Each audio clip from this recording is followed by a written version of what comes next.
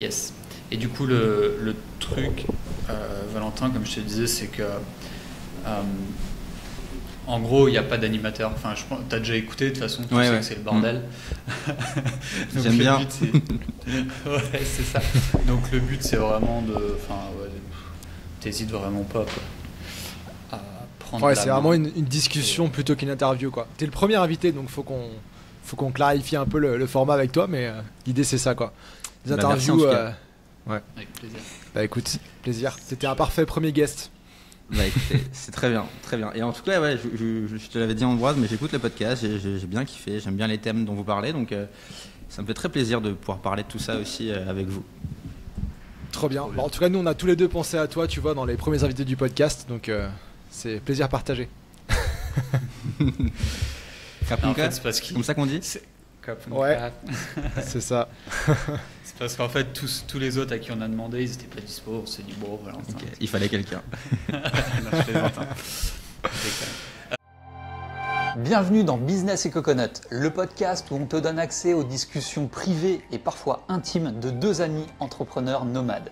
Au programme liberté, bien-être, voyage, business. Valentin, est-ce que tu veux peut-être dire vite fait ce que tu fais? Ouais. Faire un peu ta légitimité. Je sais jamais quoi mettre en avant, où est-ce que je pars, où est-ce que je m'arrête, qu'est-ce que je dis, qu'est-ce que je dis pas, mais... Moi, tu sais comment je parle de toi? Je dis que tu es un amoureux de l'écriture. Et si tu te souviens, on avait fait une masterclass ou un truc comme ça ensemble. Et j'avais introduit, c'était la façon dont je t'avais présenté en disant que tu étais un amoureux de l'écriture. Et tu vois, je trouve que c'est quelque chose qui te colle, enfin, sauf erreur de ma part, mais je trouve que ça te colle assez bien à la peau. Ouais, bah écoute, merci. En tout cas, moi j'ai commencé à écrire sur Internet en 2016. À l'époque, c'était sur Medium. Je sais pas si vous vous rappelez de cette plateforme de blogging qui était très à la mode à l'époque. On était quelques-uns à publier en français et c'était par hasard. Et puis je me suis pris au jeu. J'ai découvert l'univers entrepreneuriat, dev perso, start-up, marketing que je connaissais pas du tout, alors que j'étais en école de commerce à ce moment-là. Mais donc j'ai plongé là-dedans. Je me suis pris au jeu. J'ai continué à écrire. En fait, depuis, je me suis jamais arrêté. Sur différents formats, blog, enfin Medium, blog. J'ai eu un CDI de copywriter pendant 2 ans. Ensuite, juste avant le Covid, fin 2019, j'ai quitté CDI, j'ai quitté Paris. Je me suis lancé à la fois en freelance et puis j'ai lancé aussi mon école d'écriture. Et là, ça fait la 5e année du coup. Et je fais des formations en écriture en gros pour la faire courte. On pourra creuser si vous voulez, mais et puis j'écris tous les jours. Voilà. Ok, ça c'est important, ouais. T'étais à Paris pour le boulot ou t'es originaire t'es à Lyon là, c'est ça? Moi j'ai pas mal baroudé, je suis d'Alsace à la base, je suis né à Colmar, donc je suis entre Colmar et Mulhouse. Après j'étais en école de commerce à Rennes, en Bretagne. Ensuite je suis allé à Paris pour Live Mentor quand j'ai travaillé là-bas. Et après j'ai eu une période où j'ai quitté Live Mentor, j'ai quitté Paris. Je suis parti, j'étais en mode nomade, j'étais en Asie à ce moment-là. C'était l'année du Covid, c'était en 2020, donc c'était pas la meilleure année pour être nomade, mais j'ai quand même pu faire quelques petits trucs. Et après, je me suis installé à Lyon depuis fin 2020, donc là ça fait 4 ans. Ok, cool. Nomade pendant le Covid, moi je trouve que c'était limite peut-être la meilleure période, tu vois. Enfin, ça a changé à ce moment-là, mais pouvoir être où tu voulais, quand tu voulais. Moi j'étais au Mexique, j'ai vécu ma meilleure vie, j'ai vécu aucun confinement, tu vois. Avec le recul, c'est une chance assez incroyable. Ouais, bah après ça dépend. Si t'étais déjà à l'étranger dans une destination cool et que t'avais prévu d'y être, c'est ok, tu vois. Moi en fait quand le Covid a démarré, j'étais à Ho Chi Minh, j'étais au Vietnam et du coup j'ai dû rentrer un peu en catastrophe parce qu'à l'époque on savait pas trop et j'avais pas prévu de partir trop longtemps, tu vois. Donc j'ai dû rentrer et après c'est vrai que l'été, mine de rien, ça a commencé à se réouvrir et donc j'ai pu bouger un petit peu et il y avait aucun touriste, personne ne bougeait, c'était pas cher. Et j'avais été à Prague en septembre pendant 1 mois et j'avais adoré, il y avait personne, c'était pas cher, c'était trop bien.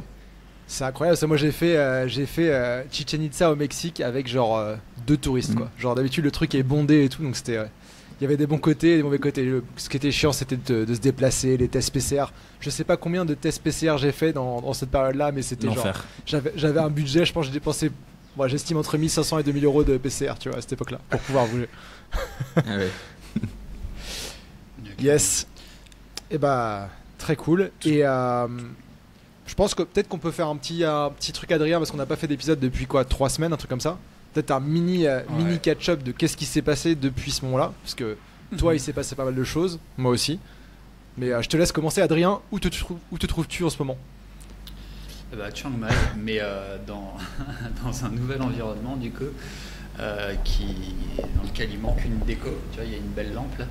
Mais j'ai déménagé en fait, donc je suis dans une maison maintenant et je découvre un peu la vie à la campagne. Alors c'est à 2 minutes, c'est dans le centre, mais c'est vachement plus arboré. Et honnêtement, le truc le plus difficile dans cette maison, c'est de s'habituer justement à la faune. C'est un truc de malade. Avant-hier soir, je vois une famille de gros geckos, les geckos tankés, là, ces espèces d'iguanes, tu vois, des trucs qui font cette taille-là facilement. Je vois une petite famille, là, 4 geckos qui se baladent ensemble dans le chemin de la maison. Je fais, c'est mignon et tout. Hier, je passe, il y avait un serpent en train d'en bouffer un par la tête, quoi. C'était horrible. Je t'ai montré la vidéo, Ambroise, là, c'était horrible. Et du coup, je suis un peu obsédé par ça, tu vois. Dès que je sens un truc m'effleurer, je suis en stress total. Mais c'est assez. Je me dis. C'est ça d'habiter dans la jungle, hein, ça change du condo. Pour donner un peu de contexte, c'est une belle maison style Thaï, assez grande, mais ouais, il y a des arbres partout et c'est autre chose, quoi. C'est pas dans la jungle, mais un petit peu, quoi. C'est bien arboré, on va dire. Ouais. Et du coup, c'est le côté un peu. Faut s'adapter, mais je pense qu'il y a vraiment moyen d'être bien, quoi. C'est un bon environnement, j'ai un bureau dédié, etc. Bon, faut aménager évidemment, mais ça va le faire. Voilà un peu pour les nouvelles. Il y a eu un passage en Malaisie rapidement pour 3 jours, juste comme ça, faire un petit week-end à Kuala Lumpur, et puis voilà. Et toi ? Eh ben écoute, moi je me suis bien installé là. Ça fait 1 mois et demi que je suis officiellement là. Ma copine, elle est venue pendant 1 mois. Ça, c'était cool. C'était un peu le but d'être en Asie, c'est aussi d'être proche d'elle, donc vol direct Singapour et hop. Donc ça, c'était bien cool. On a fait setup up notre life ici et là je suis de nouveau solo ici.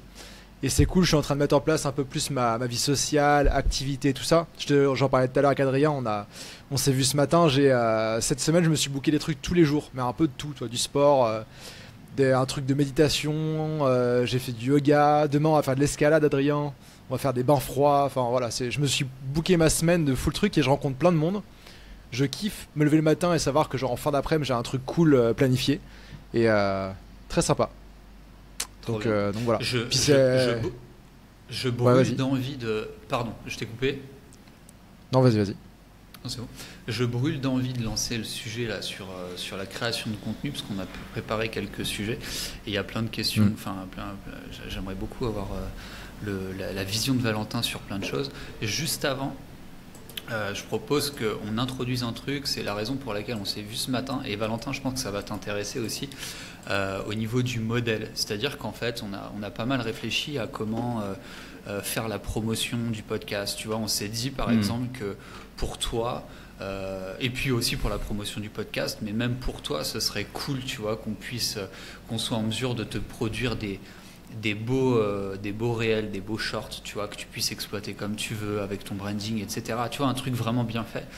Et du coup on a réfléchi à comment financer ça. Et on a imaginé un modèle de masterclass, donc des masterclass à 2, tu vois, qu'on va proposer à la vente sans communiquer, sans faire de pub, etc., mais juste pour les auditeurs, où on partage nos expériences sur des sujets dédiés. Tu vois, et l'idée, en fait, c'est que les revenus de ces masterclass viennent financer la production du podcast. Et je trouve que le modèle est sympa, c'est sain et ça permet de partager. Donc ce matin, en fait, on s'est vu pour enregistrer une masterclass sur la productivité où on partage chacun nos points essentiels, entre guillemets. Et ben ça fait du bien de parler de sujets qui changent, des sujets qu'on a l'habitude d'enseigner chacun dans nos activités respectives. C'était vraiment cool, c'était un super moment. Donc voilà pour le modèle un peu de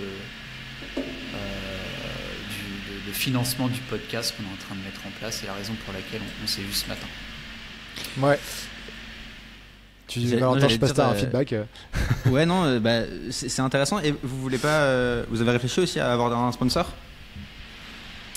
Ouais, on en a parlé. Pensé, ouais. Moi, j'ai jamais été fan de faire sponsoriser des contenus, tu vois. C'est très philosophique, mais moi, je suis plus en mode, qu'est-ce qu'on sait faire tous les deux? On est formateurs, on est marketeurs. Faisons notre truc et limitons les personnes externes, tu vois, en fait. Et c'est moins de gestion, c'est l'idée, quoi. Ouais, j'entends le point de vue et moi je suis aussi de cette team, hein. Je suis aussi de la team, je crée mes produits, j'ai mes systèmes de vente et je suis indé. Mais de plus en plus depuis 2-3 ans avec quelques projets, parfois je fais venir des sponsors et je vois aussi que c'est intéressant. Parce que du coup parce que oui, tu crées ton produit et tu le vends, mais vous savez aussi bien que moi que faut créer le produit, il faut le vendre, ça se vend pas tout seul, il faut mettre en place un système et ça crée aussi du travail et de la complexité. Et puis le sponsor, ça, quelque part, une fois que ça roule, tu as un peu de travail au début, une fois que ça roule, ça roule, ça tourne, tu n'as rien à faire en plus. Ça te prend 2 minutes d'enregistrer au début du podcast, ça dépend comment tu peux le faire. Et il y a des trucs, et je trouve que c'est un moyen de diversifier qui est intéressant, qui n'est pas si complexe que ça, et et en fonction d'interlocuteur, tu n'as pas forcément besoin de faire beaucoup d'allers-retours, ça peut s'intégrer de manière assez fluide dans ce que vous faites, quoi. Ok. Ouais, non, c'est sûr que c'est intéressant. Moi, j'ai déjà eu des sponsors, des commanditaires quand je faisais des conférences, donc je vois un peu le truc. Et si t'as les bons, comme c'est comme pour tout, si t'as les bons sponsors, c'est pas beaucoup de boulot, c'est win-win et tout ça. Là, il y a aussi le côté, c'est un truc qui nous excite avec Adrien, le côté challenge, tu vois, de faire financer le truc. Genre, c'est un peu relancer un business en fait. On lance des produits qui vont financer le truc. Il va falloir qu'on choisisse bien sur quoi on investit, tu vois. Est-ce que c'est faire des réels? Est-ce que c'est financer quelqu'un pour nous aider à faire une newsletter, tu vois, et qu'on choisisse? Et c'est vrai que ça nous a pas mal fait kiffer de se lancer là-dedans à 2 aussi. Donc on verra. Mais en tout cas, c'est le plan, ouais. Clairement. Et puis aussi la question de... Alors, je suis jamais allé deep sur le sujet du sponsoring, mais j'ai eu l'occasion d'échanger pas mal avec Eric Seclé, qui est à SAS Club, et pour le coup, les sponsors payent fonction du nombre d'écoutes. Oui. Et nous, aujourd'hui, sur Business et Coconut, on a très peu d'écoutes. Pas de quoi intéresser un sponsor, quoi. Donc voilà. Ouais, t'as à la fois, effectivement, tu es payé au CPM, donc combien d'écoutes tu fais, et ils te payent une part de ça. Et puis aussi, je trouve que quand tu as un podcast un peu généraliste comme vous, c'est le cas. Enfin, c'est business, mais c'est pas centré sur une verticale ou un métier ou une compétence. Du coup, c'est plus dur d'aller intéresser des sponsors, selon moi. Plus tu es verticalisé, en fait, plus c'est simple d'intéresser quelqu'un qui veut vraiment communiquer à cette cible-là, quoi. Clairement. Donc il y avait cette dimension-là aussi, où ça nous paraissait un peu compliqué. Et puis en parallèle, l'excitation de lancer un petit projet ensemble. Ouais, non, c'est cool. Donc, ouais, carrément. On avait lancé un truc ensemble. C'était quand? C'était en 2022, je pense, un truc comme ça. Ouais. On avait voulu lancer un séminaire pour freelance à Chiang Mai. Enfin, on l'avait lancé. Ah ouais. En fait, on s'était pris un peu trop last minute et c'était galère de voyager. En fait, fallait venir à Chiang Mai et il fallait faire 3 tests PCR pour venir en Thaïlande, je crois, à l'époque. Donc, on avait dû arrêter parce que logistiquement, c'était un peu compliqué. Mais c'était cool aussi, ce projet-là. Moi, je suis chaud, les gars. Si vous faites ça, je viens. Ça marche. On prend juste quelques secondes pour remercier tous ceux qui supportent le podcast en rejoignant les masterclass Business et Coconut. Alors dans ces masterclass, on partage nos meilleures méthodes, nos meilleurs outils et tout ce qui a eu le plus d'impact dans nos vies et dans nos business en 20 ans d'expérience cumulée sur le web. Rendez-vous sur businessetcoconut.com pour en savoir plus. Yes, et dans les petites news aussi, Valentin, t'as rencontré mon idole là. Oui, c'est vrai. Tim Ferriss, incroyable ça. Ouais, c'est incroyable hein. Franchement, la photo elle est légendaire. Là, je vais la garder. C'est clair. Tu veux que je raconte un peu comment ça s'est fait? Bah, vas-y. Ouais, bah vas-y. Hein.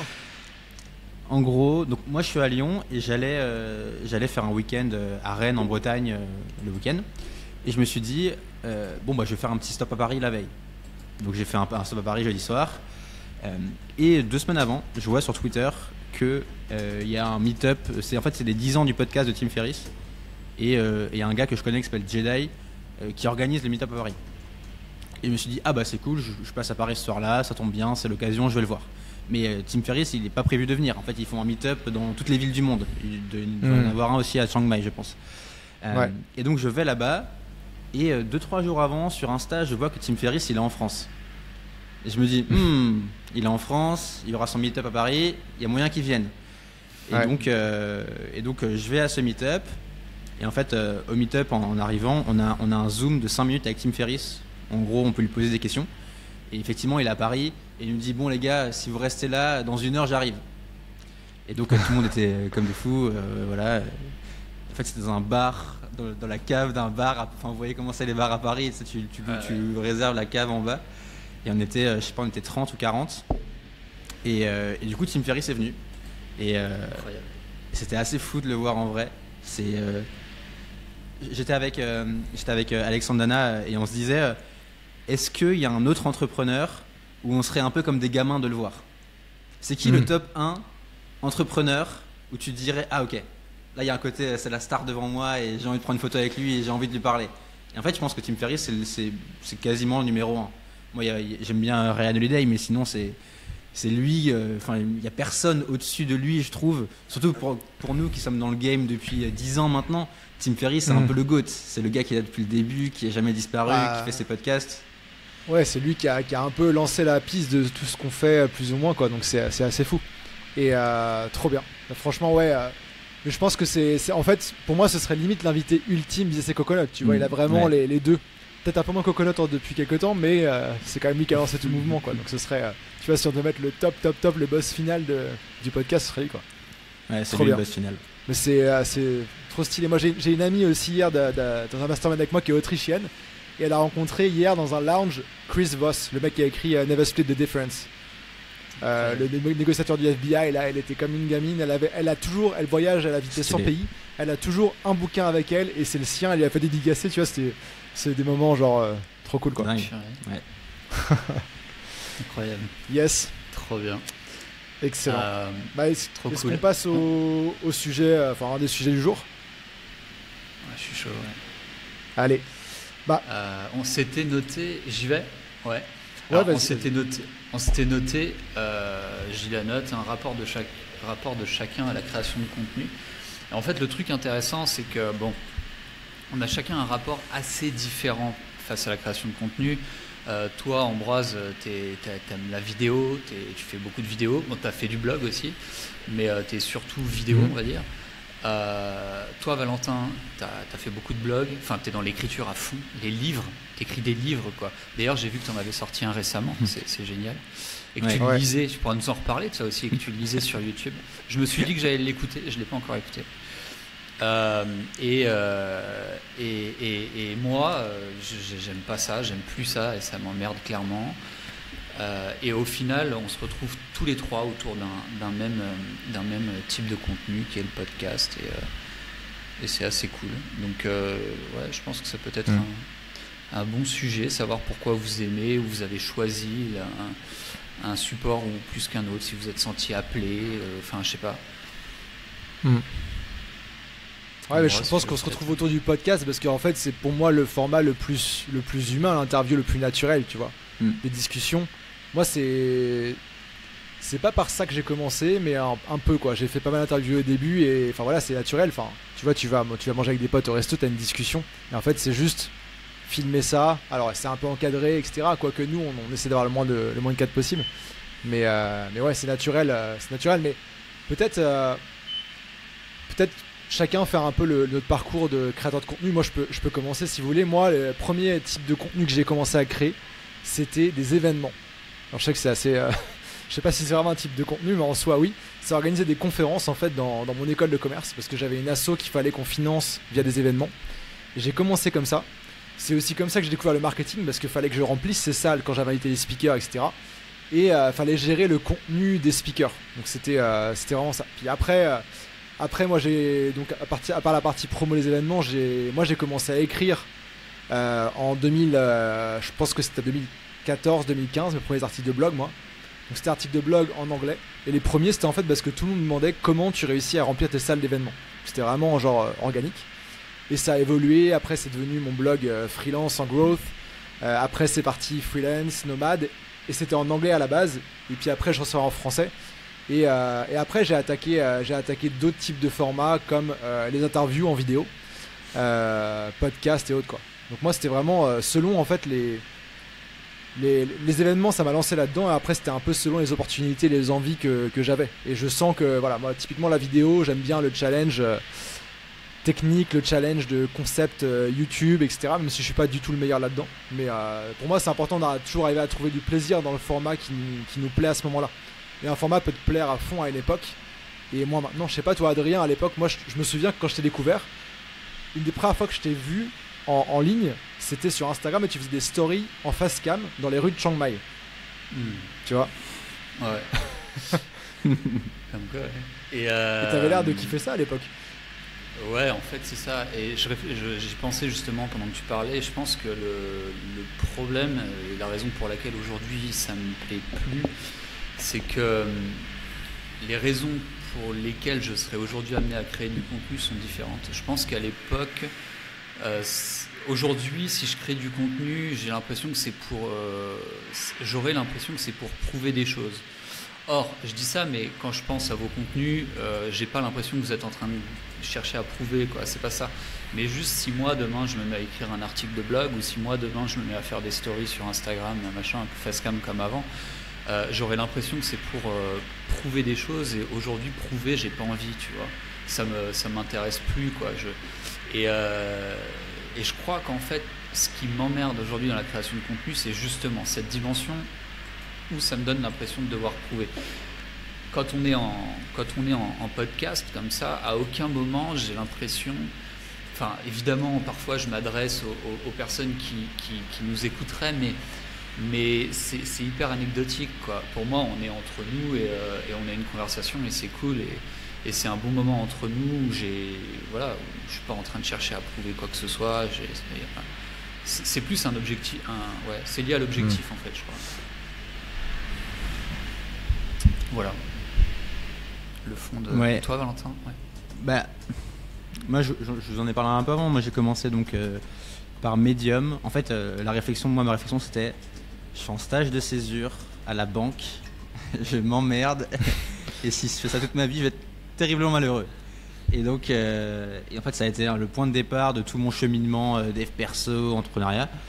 Et je me suis dit, en fait, là, il me reste 1 an d'études. Dans 1 an, je vais devoir aller bosser. J'ai 0 idée de ce que je veux faire. Et donc, c'est là que j'ai commencé à lire beaucoup, à écrire. Et en écrivant, j'avais le sentiment de développer une compétence qui allait pouvoir m'être utile. Et j'ai découvert le copywriting, tous ces gens-là qui écrivaient pour faire du marketing et pour construire leur boîte. Donc, c'est comme ça que je l'ai fait. Et après, moi, j'ai un peu, pas théorisé, ça fait un peu pompeux, mais j'ai un peu mis des concepts là-dessus. Je trouve que quand tu crées du contenu, il y a un peu 2 postures possibles. Tu as la posture du créateur pur qui va se dire, c'est un peu la posture de l'artiste. C'est je crée du contenu parce que ça me stimule, parce que ça m'intéresse, et quelque part, je m'en fous que ça performe ou pas. Et au départ, je pense que c'est sain de démarrer comme ça, et on démarre tous comme ça. Et l'autre extrême, c'est le côté entrepreneur, c'est je crée du contenu comme un canal marketing pour faire connaître ma boîte et mon projet. Et donc, je vais penser tout le contenu que je crée dans un but de performance et dans un but d'aller être visible, attirer du trafic et générer des leads. Et je pense qu'on a tous un peu ces 2 phases-là. Et ce qui est important, c'est de reconnaître dans la phase dans laquelle je suis, où est-ce que je mets plutôt le curseur. Est-ce que je mets le curseur plutôt en mode artiste-créateur, et donc je veux écrire pour moi et je me fais kiffer, ou est-ce que je mets plutôt le curseur en mode entrepreneur en disant non, je suis pas là pour rigoler, je suis là pour développer mon business. Et moi personnellement, j'ai eu des phases où j'ai démarré plutôt en mode créateur jusqu'à, je pense, 2021-2022, où j'écrivais surtout pour moi et je voulais écrire ce qui me stimule, ce qui me fait kiffer, Et si ça correspond pas au code, si je suis pas en mode trend sur TikTok et tout, je m'en fous, mais je veux me stimuler moi. Et après, j'ai un peu switché, et là, je suis plus en mode entrepreneur. Ma réflexion, c'est plus de me dire, bon, sans pour autant me compromettre, mais je veux plutôt chercher à faire ce qui fonctionne parce que je veux utiliser le contenu pour développer ma boîte. Donc, il y a un peu des saisons. Et en même temps, et après, je te laisse Adrien, mais et en même temps, je me dis, dans ma semaine, je veux aussi avoir des moments où je garde des moments de création plutôt en mode créateur. Je veux aussi avoir des moments où je me fais kiffer. Parce que c'est mon équilibre en fait. Et si tu fais que l'un ou que l'autre, ça marche pas, je pense. Et du coup, comment faut pas se brûler dans un sens ou l'autre, quoi. Et du coup, lorsque tu crées du contenu en mode entrepreneur, comment est-ce que tu le vis? Est-ce que tu le vis comme quelque chose dans lequel tu arrives encore à prendre du plaisir? Est-ce que c'est un dur labeur? C'est quoi ton approche par rapport à avant? C'est une super question. En fait, moi, avant, je me disais, oh là là, mais ça me fait chier. Typiquement, si je parle de manière concrète, avant, je faisais des articles de 3000 mots. J'ai écrit un article sur le Japon de 3000 mots.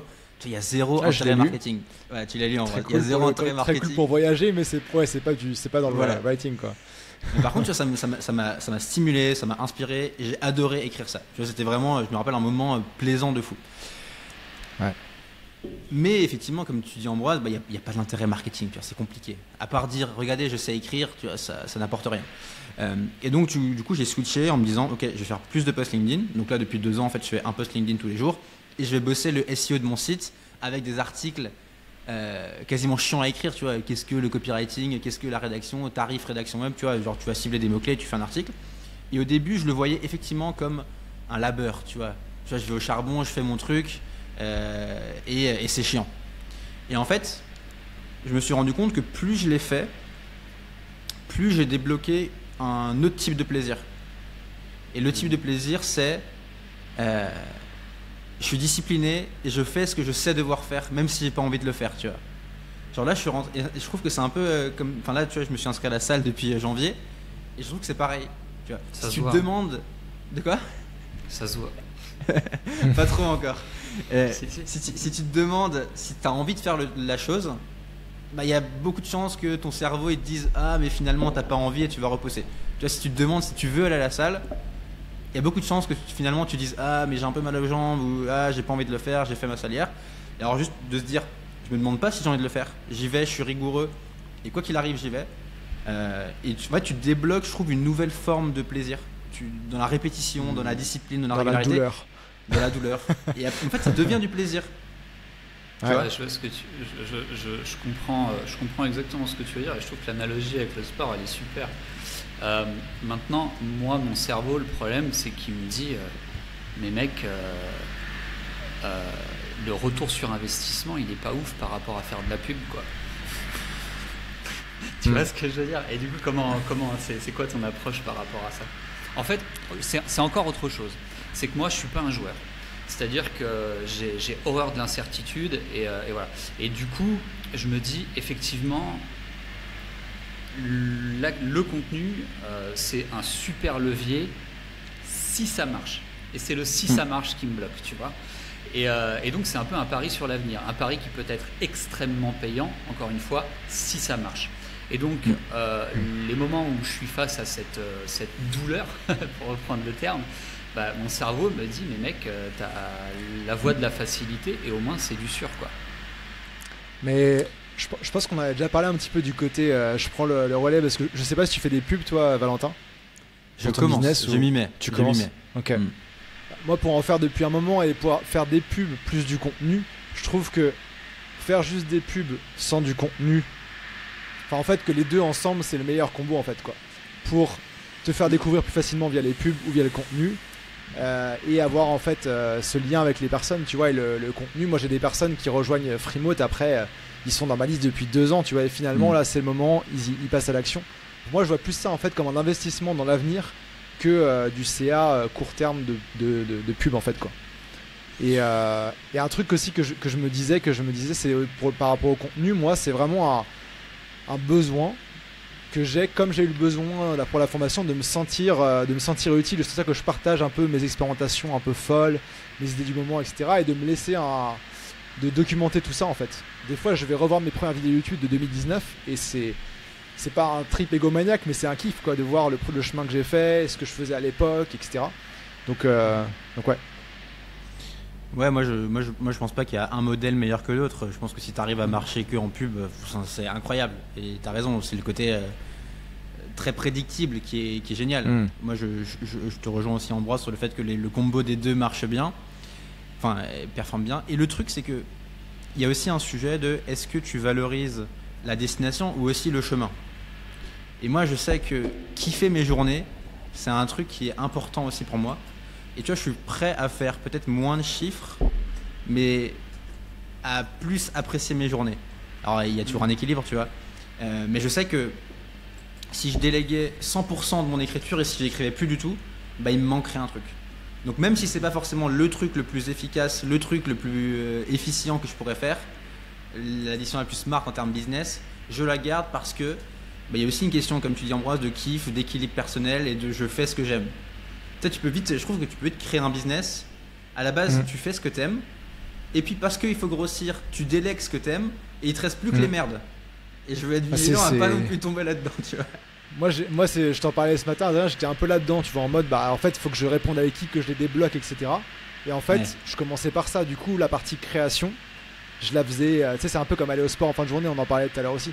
Et du coup maintenant je me suis remis en mode genre ma matinée c'est des blogs de création. J'ai mardi c'est blog, mercredi c'est YouTube, et au moins ce temps là est préservé. Il y aura toujours des trucs à gérer, mais je me sens bien mieux depuis que j'ai ça en place. Je l'ai pas encore fait là depuis ce moment là, mais je sens qu'il me manque un truc. Et pour moi la création, enfin se fait sortir YouTube, ça peut être du contenu, ça peut être faire des podcasts comme ça peut être aussi créer une formation ou un lead magnet, enfin en fait partager des trucs dans un format structuré et qui peut faire changer des avis, qui peut intéresser, qui peut aider quoi. Alors ça pour le coup, je réponds juste à ça.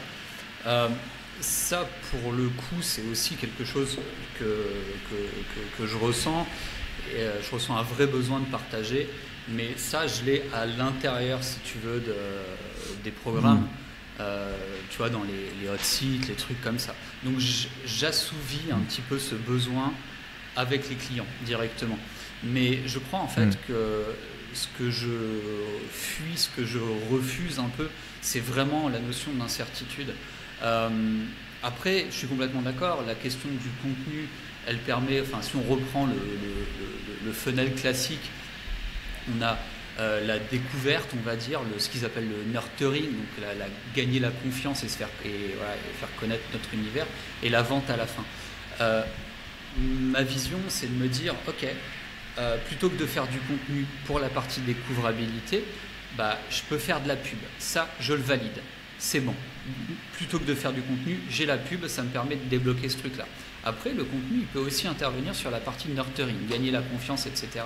Et bah, pour ça, en fait, j'ai aussi réfléchi à d'autres moyens. Comment compenser, si tu veux, le fait que j'ai pas de YouTube ou pas d'articles, etc., pour venir faire monter le niveau de confiance autrement. Donc comment, avec des interviews, avec d'autres éléments que je vais injecter, que je vais proposer au moment où je sais que la personne m'a déjà découvert, bah à ce moment-là, je vais injecter un maximum de, certains diront valeur, mais moi j'appellerais ça plutôt du trust, de la confiance, quoi, pour pouvoir derrière arriver à la vente. Donc en fait, c'est juste que j'ai réfléchi à des moyens de manufacturer tout le trajet que permet le contenu, mais le manufacturer autrement avec un point d'entrée qui est un peu plus certain selon moi, quoi. Mais je crois en fait que, encore une fois, je suis pas en train de dire que mon système c'est le bon. Je dis juste que c'est un système que j'ai dû imaginer parce que je me retrouvais pas dans la création de contenu, quoi. C'est un peu un moyen détourné, quoi, finalement, mais qui fonctionne, cela dit, quoi. Bah après, je pense qu'il vaut mieux, tu vois, toi tu as un truc qui fonctionne, etc. C'est de pas perdre ça de vue, parce qu'il y en a, ils se lancent dans la création de contenu dans le but, un jour, si ça marche, de vendre un truc. Et ça c'est dangereux parce que ça prend du temps et c'est long, quoi. Moi ce que ça m'inspire, ce que tu dis, Adrien, c'est que c'est dingue à quel point tous les modèles sont possibles. Et ce qui compte, c'est de le faire de manière intentionnelle et de le penser, tu vois, en étant conscient de ce que tu fais. Ouais. Ouais. Et parce que tu vois, on est plus ou moins sur le même créneau, tu vois, on fait des formations en écriture, copywriting, rédaction, et je suis frappé de voir à quel point il y a toutes les méthodes qui fonctionnent. Tu vois, il y a des gars qui font que du YouTube et qui cartonnent sur YouTube. Il y a toi qui fais que de la pub qu'on voit nulle part sur les réseaux et qui cartonne. Moi, je suis sur LinkedIn. Il y a des gars qui font que du blog depuis 10 ans et qui cartonnent. Il y en a qui font, tu vois, tout fonctionne en fait. Mais ce qui compte, c'est de le faire bien, de le faire sérieusement assez longtemps, de bien le penser par rapport à ton modèle. Et ouais. Comprendre ce qu'on fait en fait. Et ça, c'est aussi un truc. C'est vrai que très souvent, et ça, c'est un petit peu un truc. Je sais qu'il y a quelque chose qui va nous faire rebondir là-dessus plus tard, donc je ne vais pas trop m'attarder, mais c'est aussi le problème des méthodes toutes faites, je crois. C'est-à-dire qu'on nous dit, bah voilà, j'ai la méthode qui fonctionne, mais le problème, c'est que la meilleure méthode du monde, tu peux essayer de la répliquer. Si tu n'as pas compris le fondement du truc, ça ne marchera jamais, quoi. Donc tout le truc, en fait, c'est de comprendre ce qui se passe, quoi. Ça prend du temps, ça, hein. Ça prend du temps, et c'est souvent le bon vieux sens paysan, tu sais. C'est-à-dire, en fait, c'est vrai, quoi. C'est le bon sens paysan. C'est-à-dire que souvent, on va chercher, souvent en marketing, tu vois, des trucs super complexes, machin. Alors qu'en réalité, quand on se projette dans le système qu'on est en train de mettre en place, jamais on achèterait en tant que client, tu vois. Il suffit simplement de transposer et de se dire. Ouais, puis je trouve aussi qu'il y a enfin, peu importe l'approche, c'est d'avoir une vision moyen long terme, quoi. Tu vois, genre c'est de voir à long terme, d'être prêt à rester là-dedans pendant un moment, à itérer, à trouver le meilleur format d'acquisition, satisfaire les clients, parce que c'est pareil, tu vois, les personnes qui vendent des formations, des programmes qui sont vides, des produits où il y a rien dedans, je leur donne pas beaucoup de temps dans cette carrière, tu vois, parce que normalement ça sait, t'as une réputation un peu, les gens parlent.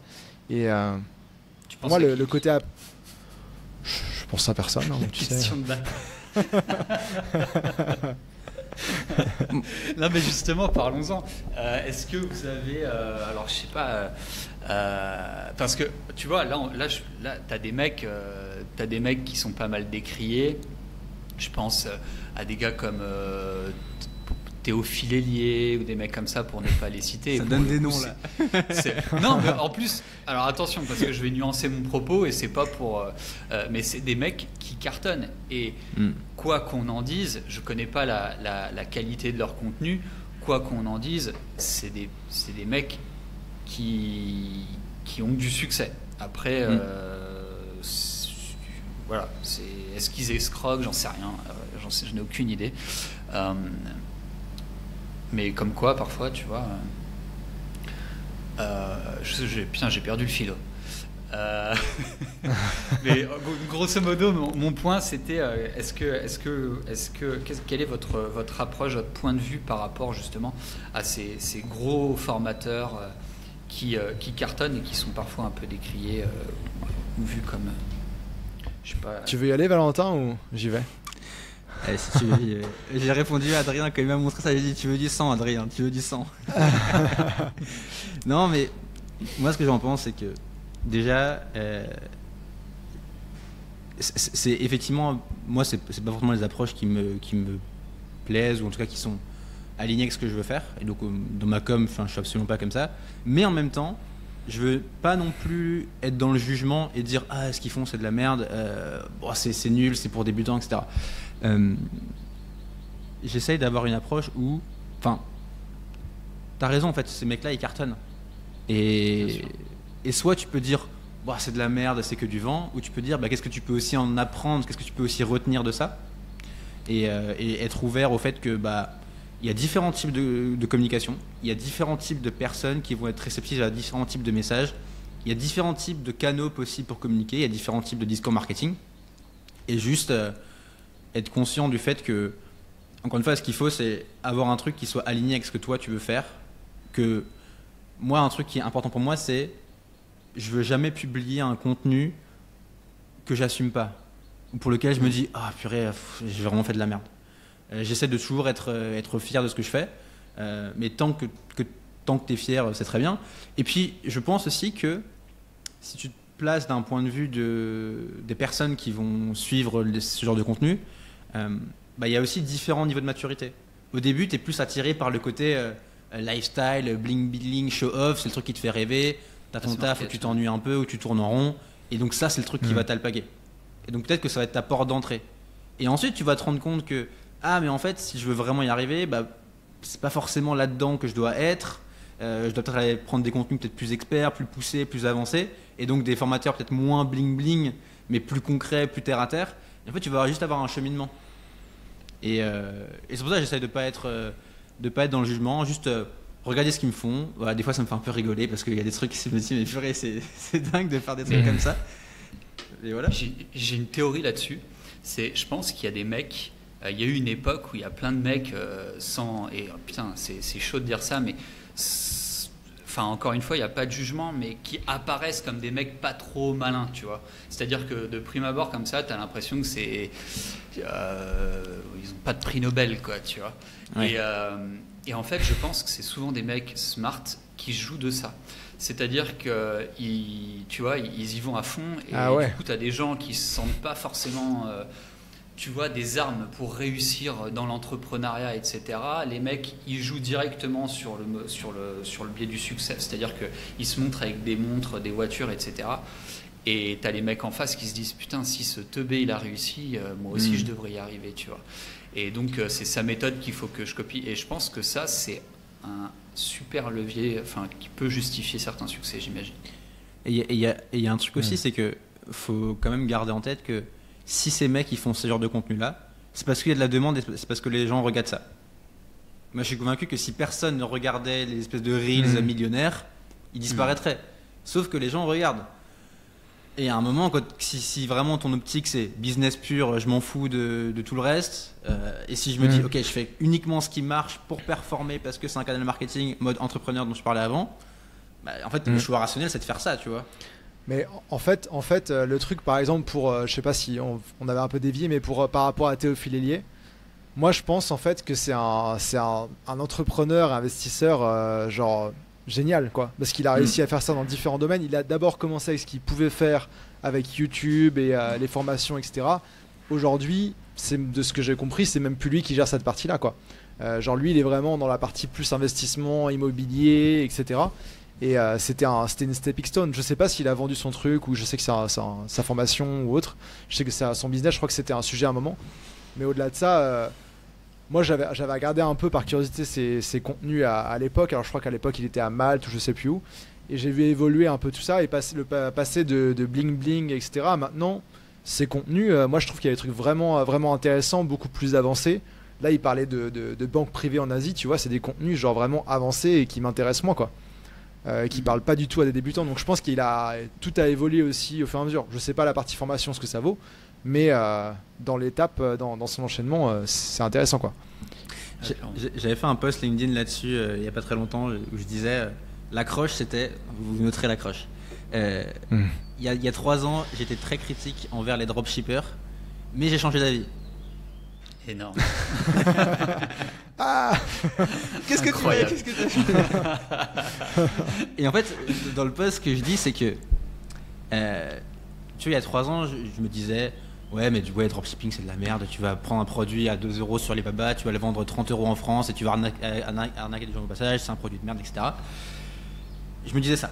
Et là, je me dis aujourd'hui, oui, c'est toujours pas un projet vertueux ou éthique, ce qu'on veut, on est d'accord, mais malgré tout, si toi en tant que personne, ce genre de projet, ça t'aide à te lancer, ça t'aide à te démarrer, à oser faire des projets, à apprendre des compétences, comme mine de rien, le dropshipping, mais tu vas créer ton site, tu vas faire des pubs, tu vas sourcer des produits, ça va te pousser à te sortir les doigts.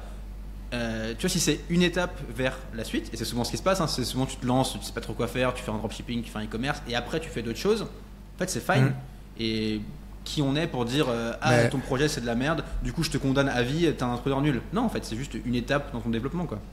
Ouais, mais moi le problème que j'ai avec ça en fait c'est que je mets le MLM dans le même panier, même si je préfère le dropshipping que le MLM, mais c'est des très très bonnes écoles. Genre les MLM c'est la meilleure école de prospection qui existe, je pense, tu vois.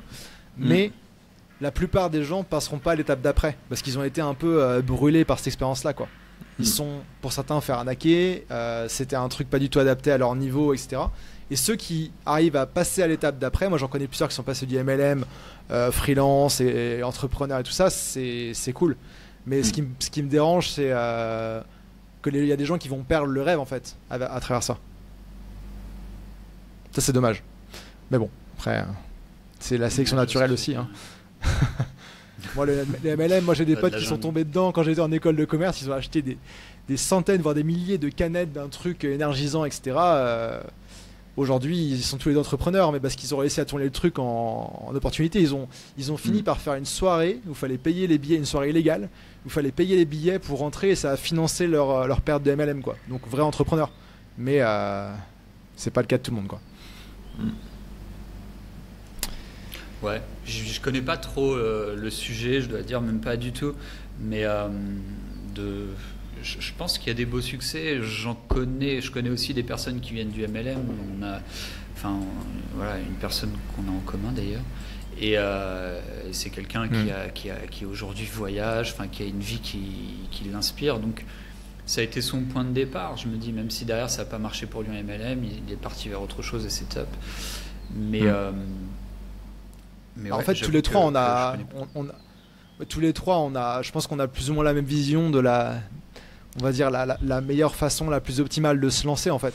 Donc moi, je considère ça comme ma mission de propager ce message-là au maximum de personnes, peu importe le format, quoi.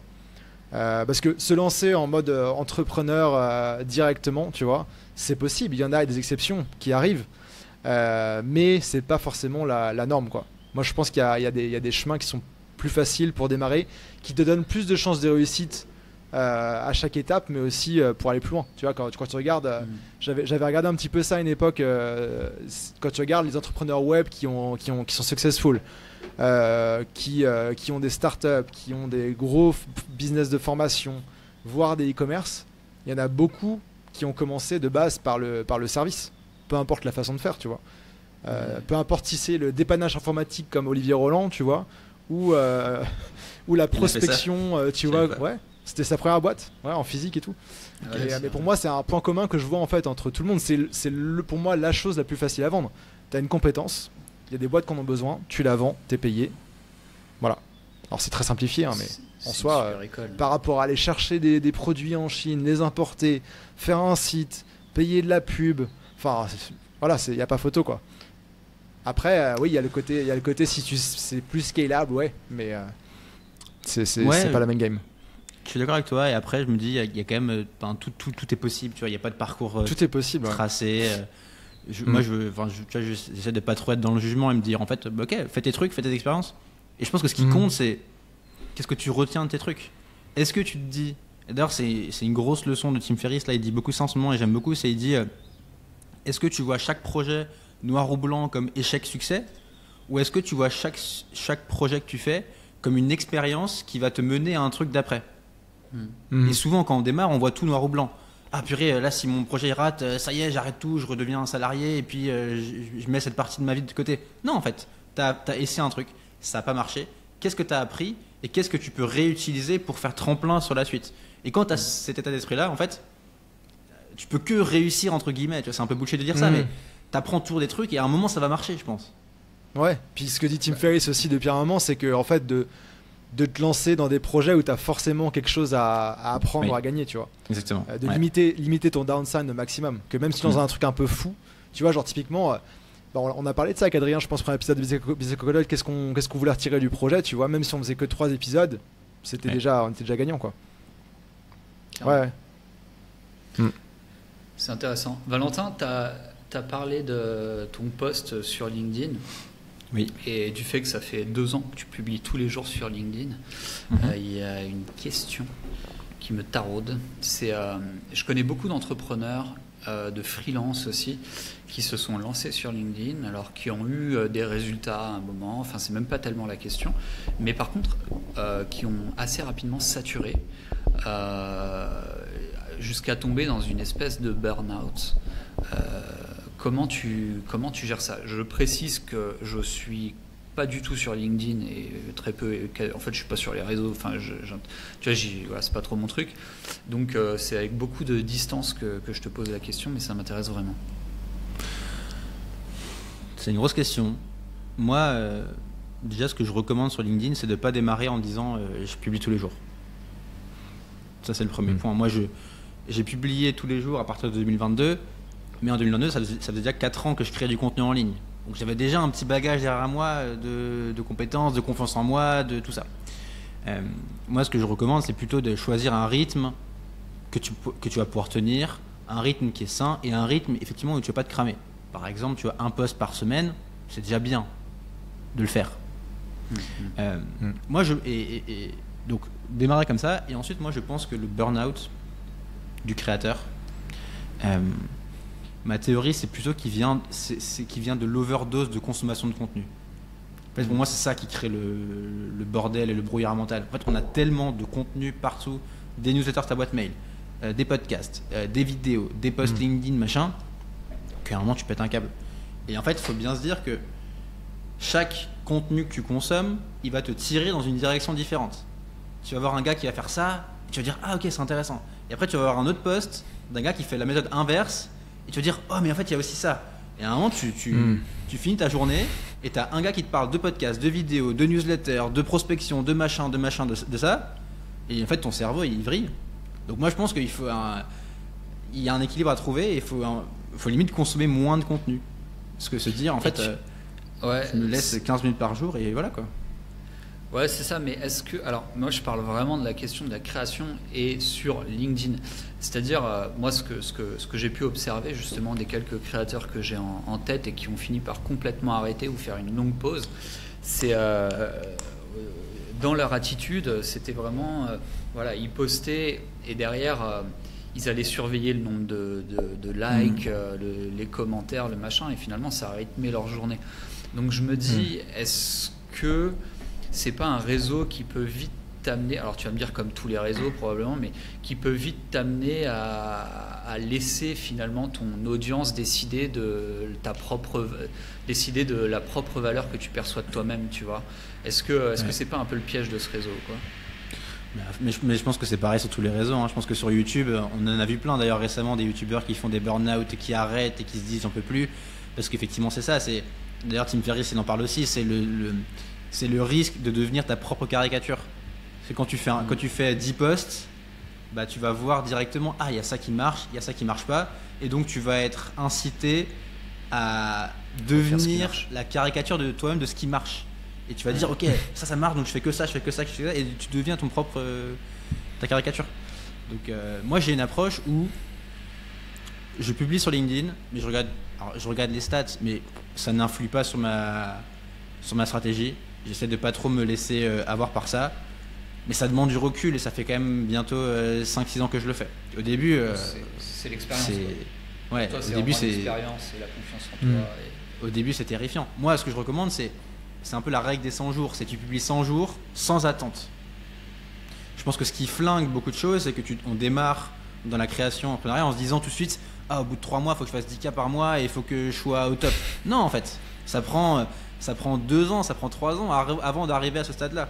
Au début, et en fait, ce qui pollue, c'est que tu vois tous les succès et donc tu as envie de répliquer ces succès-là. Et toi, tu démarres, donc t'es pas encore bon, tes posts ne marchent pas encore et tu te compares. Et ça crée un espèce de mélange qui est terrible. La comparaison, pour moi, c'est un des pires trucs pour les débutants parce que tu te compares avec quelqu'un qui a 10 ans d'avance sur toi, tu vois, c'est pas comparable du tout. À la fois sur les revenus, des portes le type de mois. Ouais. Enfin, pendant des années. C'est clair. Mais non, par rapport à ça, je pense que... qu'est-ce que tu penses de l'approche je pense que c'est un peu ce que tu dis avec les 100 jours, mais tu vois, pour briser un peu ce truc-là, moi j'ai déjà fait plusieurs fois, j'ai déjà fait sur YouTube notamment une vidéo par jour pendant 30 jours. C'est un pote qui m'avait challengé. Et une vidéo YouTube, c'est du taf, quoi. C'est costaud. Je les faisais light, hein, c'était pas non plus du gros montage et tout. Mais moi, ça m'a complètement brisé le truc de une vidéo YouTube, c'est compliqué à faire en fait, que j'avais à l'époque. Et je pense que post LinkedIn, quelqu'un qui se met aujourd'hui, qu'on n'a jamais fait, qui va dire j'écris un post LinkedIn, ça va lui prendre 1 heure, il va se retourner le cerveau, tu sais pas quoi écrire, etc. Mais quand tu commences à le faire, etc., c'est cool. Et il y a aussi pour moi le truc de... Alors ça, je suis encore en train de travailler dessus, j'ai jamais réussi à le faire trop, mais c'est arrivé à prendre de l'avance pour enlever un peu cette pression au quotidien de le faire et suivre un peu plus son énergie et son inspiration aussi du moment, quoi. Bah, moi je suis un gros croyant du fait que au début, il n'y a pas de secret, tu as besoin de bouffer du contenu. Tu peux pas espérer être bon quand tu démarres dans une compétence, et c'est valable dans toutes les compétences selon moi, et encore plus sur l'écriture. C'est d'ailleurs pour ça que j'ai écrit un truc qui s'appelle le défi brique, où le seul cap, c'est publie tous les jours et arrête de te poser des questions. Ouais. Et en fait, moi j'ai une conviction profonde, c'est que la qualité vient de la quantité. Tu deviens bon parce que tu as beaucoup fait. Et à un moment, il faut passer par ce cap de j'ai beaucoup fait. Y a pas, pour moi, il n'y a pas vraiment de secret, il n'y a pas d'alternative. J'en ai pas mal le truc, c'est dans Copy Training qui font le défi brique à chaque classe, avec les petites conversations. Ouais. C'est cool. Donc, c'est cool. Le truc, c'est qu'il y a beaucoup de gens qui notamment via des posts LinkedIn, etc., qui en fait, on leur fait miroiter qu'il y a un secret, tu vois. C'est ça le problème. C'est ça le truc. Alors qu'en fait, non, faut juste bosser. C'est comme moi, j'ai des freelances qui arrivent, ils pensent qu'au bout de 2 mois, c'est bon, ils sont partis à Bali et tout. Je suis là, bah non, ça va arriver, mais faut taffer, quoi. Il y a pas de secret. Hein. Ouais. On a une perception du temps qui est biaisée par tous ces discours de succès. En fait, on voit pas ce qui se cache derrière. C'est ça le problème. Comment tu mesures ton succès sur LinkedIn ?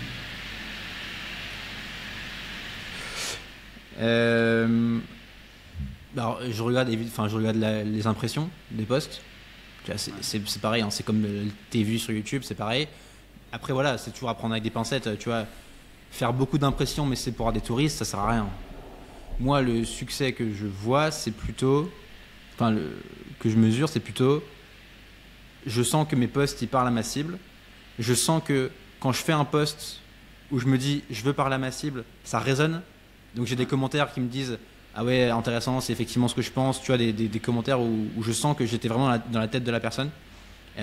Et après, je vois dans les personnes qui s'inscrivent à les formations, beaucoup me disent ah ouais, j'aime bien ce que tu fais sur LinkedIn, je t'ai découvert comme ça. J'ai pas un système de tracking très précis, hein. Je suis pas très bon là-dedans. Comment tu le sens ? Mais du coup, quand tu regardes les impressions d'un post, etc., t'es pas affecté si un jour ça a pas roulé, quoi. Non, parce qu'en fait, aujourd'hui non, mais tu vois, il y a 4-5 ans, quand je publiais sur Medium, sur mon blog, en fait, je l'ai tellement fait ce truc que je sais que c'est des montagnes russes, je sais que c'est des yo-yo, je sais que l'algorithme il change tout le temps, et je sais que tu peux pas uniquement te fier à ça. Il faut avoir un espèce de détachement un peu stoïque. Mon but, c'est de faire le meilleur post que je peux. Et ensuite, comment il va être reçu, c'est hors de mon contrôle. Et j'essaye de pas trop me soucier de ça. C'est plus ton problème, quoi. Mais ouais. Ça, je pense que ça a énormément de valeur, en fait. De juste transmettre ça a énormément de valeur parce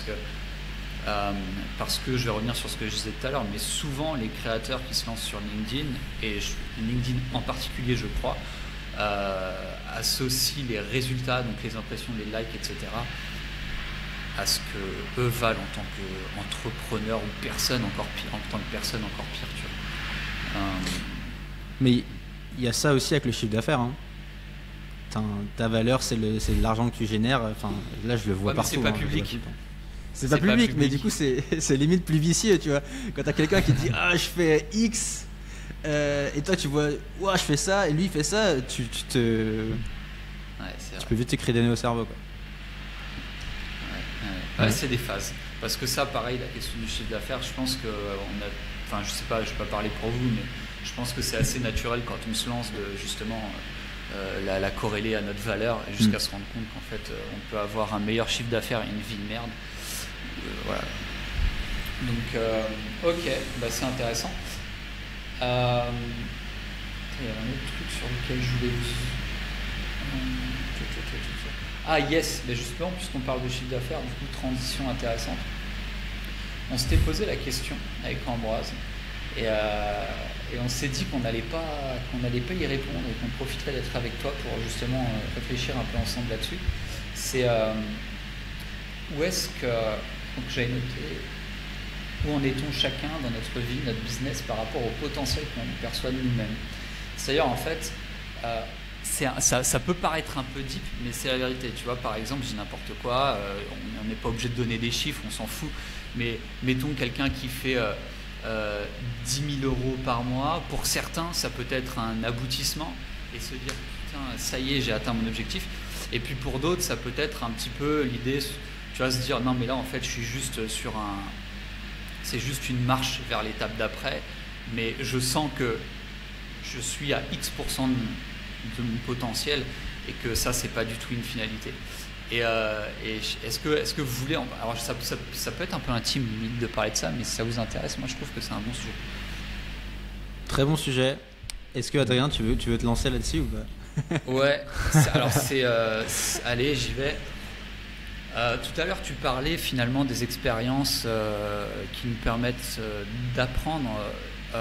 Aujourd'hui, j'ai ce sentiment que cette impression, enfin je sais pas, ce feeling quoi, que j'attends le bon moment. Alors je sais que ça peut paraître bizarre, tu vois, vu de l'extérieur, parce qu'on bon, les gens qui me connaissent, machin, ils peuvent se dire ouais mais il fait plein de trucs, machin, il lance des projets, etc.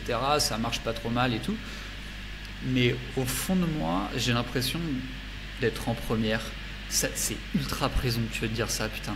Mais c'est comme ça que je le ressens en fait. J'ai l'impression que je suis en première et que quoi qu'il se passe aujourd'hui, c'est pas grave, tu vois. Parce qu'en fait, c'est comme si j'attendais le moment de passer la seconde et puis d'accélérer vraiment.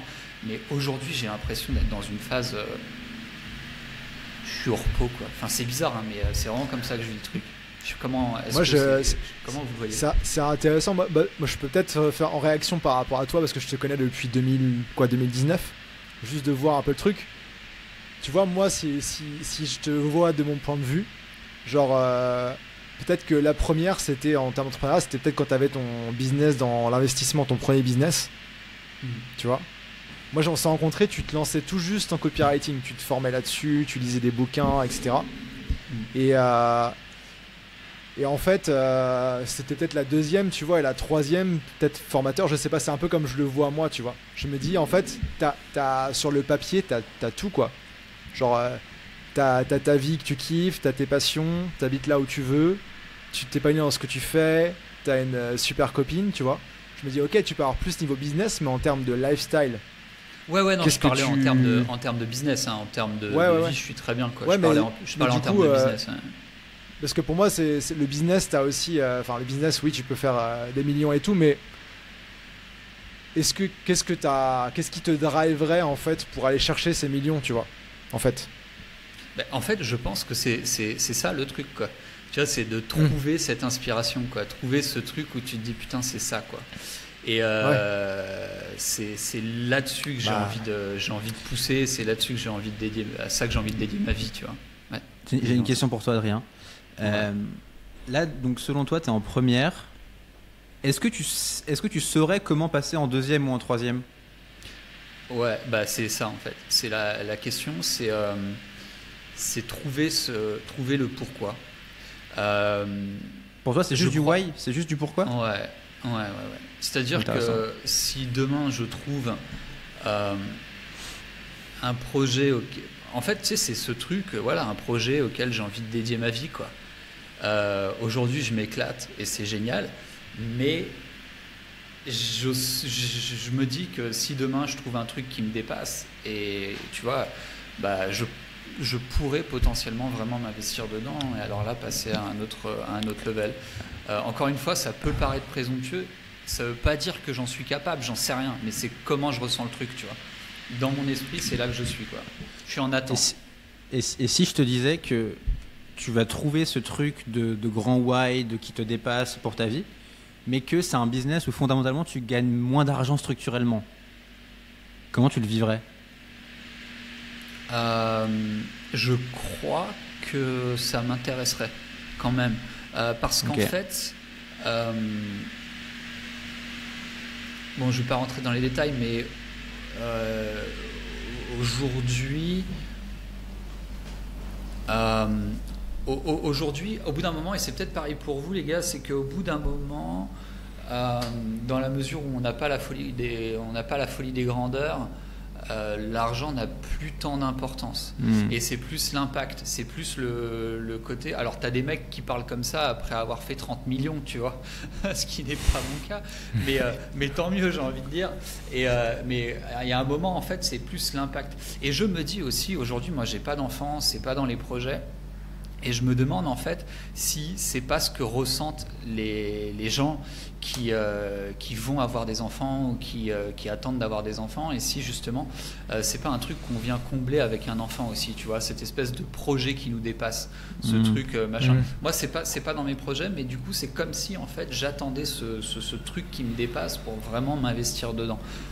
Bon, voilà, c'est ça. Putain, j'ai l'impression d'être en psychanalyse, les gars là. Vous m'enverrez la facture ou comment ça se passe? C'est appel découverte. Exactement. C'est le ouais. Et non, ça c'est vous parle ou pas? intéressant. Est-ce que vous vous reconnaissez là-dedans ou pas? Mais moi c'est marrant parce que je me reconnais un peu dans certains trucs, mais pas forcément. Moi je pense être dans ma mission en fait. Et depuis un moment, en fait, moi mon père il s'est formé pour être coach professionnel il y a une dizaine d'années, voire un peu plus.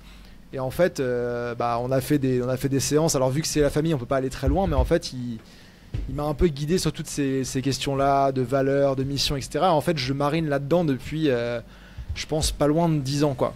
Et j'ai déjà fait ce travail-là. Et en fait, après avoir lancé Freemode, être dans cette activité-là, etc., je suis retombé sur mes notes de, je pense, 2016, où alors mes objectifs à l'époque c'était de déménager à San Francisco pour être dans la tech et tout ça, ça a changé aussi depuis. Mais le côté de aider les gens en fait à améliorer leur vie grâce à la technologie, il est toujours là, quoi. Avec le côté liberté.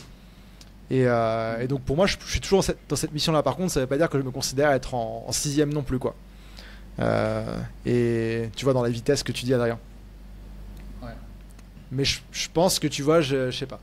Il y a des moments, je pense qu'on cale aussi. faut redémarrer, faut repartir un peu, repasser la vitesse que tu as après. Tu as l'impression que tu à combien de pourcents?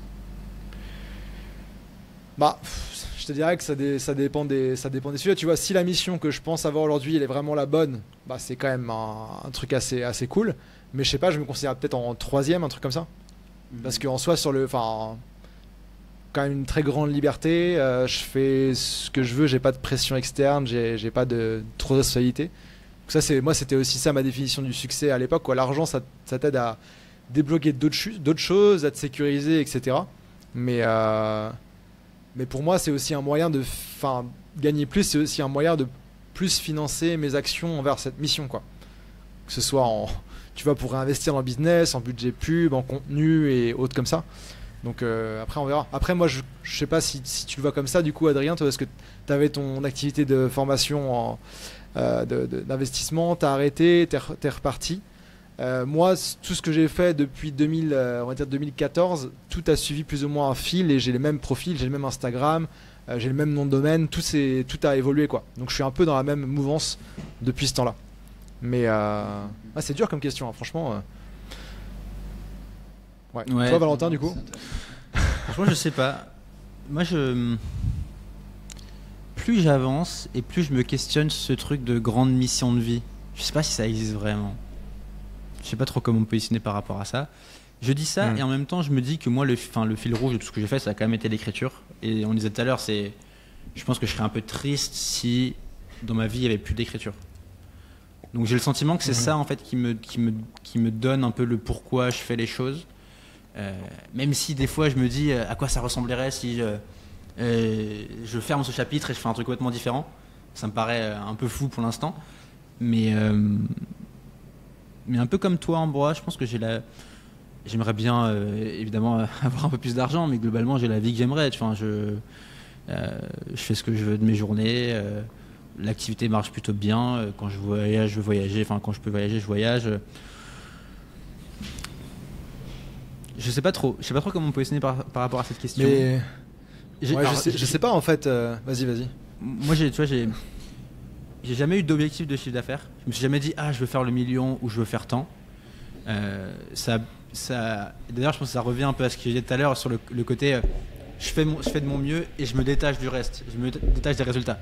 Et je pense que c'est bien, mais ça a aussi un inconvénient de du coup tu es moins result driven et tu vas moins te pousser pour aller chercher tu vois, s'il te manque X milliers à la fin du mois ou à la fin de l'année, tu vas moins te pousser. Moi je suis un peu comme ça.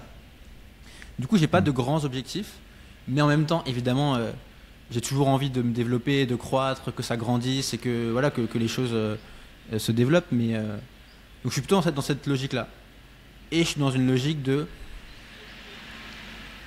je veux maximiser. J'ai lu cette phrase dans un livre qui était très vraie, c'est je veux être la version la plus développée de moi-même en fait. Et c'est un peu à quoi j'aspire. Et quelque part, l'impression d'en être où là par rapport à ça? Je sais pas, j'ai l'impression. Je sais pas, il y a encore tellement de trucs. Notamment d'un point de vue d'élan personnel, tu vois, il y a plein de trucs que je me dis purée, mais j'aimerais bien ne pas être comme ça et travailler sur moi sur ce sujet-là, tu vois. Là-dessus, je sens qu'il y a une énorme marge de progression. Et pareil niveau business. Après, tu vois, niveau business, je trouve que le rapport à l'argent, c'est très conditionné par tout ce que tu connais. Et donc, ce que tu disais tout à l'heure, c'est quand tu fais 2000 et qu'on te parle de 10 000, ça te paraît énorme, tu vois. Et quand tu fais 10 000 et qu'on te parle de 100 000, ça te paraît énorme. Donc, en fait, c'est des paliers, c'est des niveaux de barrière mentale qu'il faut péter, quoi. Et en fait, je suis un peu à ce stade-là, je suis en train de voir où est-ce qu'on peut aller, quoi. Ouais, en fait, je trouve que moi, des fois, ce qui peut inspirer, c'est de trouver quelqu'un qui en est là et dont la vie te fait envie. Parce que moi, je trouve que tu vois, on a l'air tous les trois d'avoir la vie qu'on voulait, etc. Bien sûr, on pourra toujours mieux, des trucs comme ça, mais la vie de personnes qui font beaucoup plus me fait pas forcément rêver, tu vois. La vie d'un patron de start-up avec 40 employés, ou pour caricaturer, ou je sais pas, un infopreneur qui a genre une équipe de 10 vendeurs, tu vois. Moi, ça me fait pas du tout rêver à être là-dedans et à gérer, quoi. Donc je pense qu'il faut arriver à trouver du sens là-dessus. Et on en parlait tout à l'heure avec Adrien, peut-être moi je me questionne sur lancer d'autres, donc continuer dans cette voie-là de la formation, contenu, etc., mais lancer d'autres business, plus software, tu vois. J'étais là-dedans à la base, moi, j'ai quelques idées, je pense que ça me plairait, et là je serais peut-être motivé à aller créer quelque chose d'autre, quoi. Apporter un autre type de valeur à d'autres types de personnes les mêmes, je sais pas, mais en tout cas moi je remarque qu'en ce moment, je sais pas si c'est parce que ça fait 4 ans et demi que je suis dans free mode, tu vois, et que ça commence à faire un moment, mais des fois je perds un peu ce feu sacré pour cette partie-là, mais j'ai une équipe qui le gère, donc ça va. Et là, en relancer les trucs, là c'est tout con, j'ai lancé un lead magnet là pour une formation, enfin c'est une carte Google Maps, etc. J'ai vraiment kiffé faire le truc de A à Z, quoi, genre créer le truc, la landing page, les emails, etc. Alors que d'habitude c'est des choses que j'ai plutôt tendance à déléguer, quoi. Donc c'est intéressant. Je pense que c'est aussi l'enjeu, c'est de garder ce feu sacré qui fait son quotidien et ouais. Non, c'est marrant, c'est marrant nos réponses là-dessus.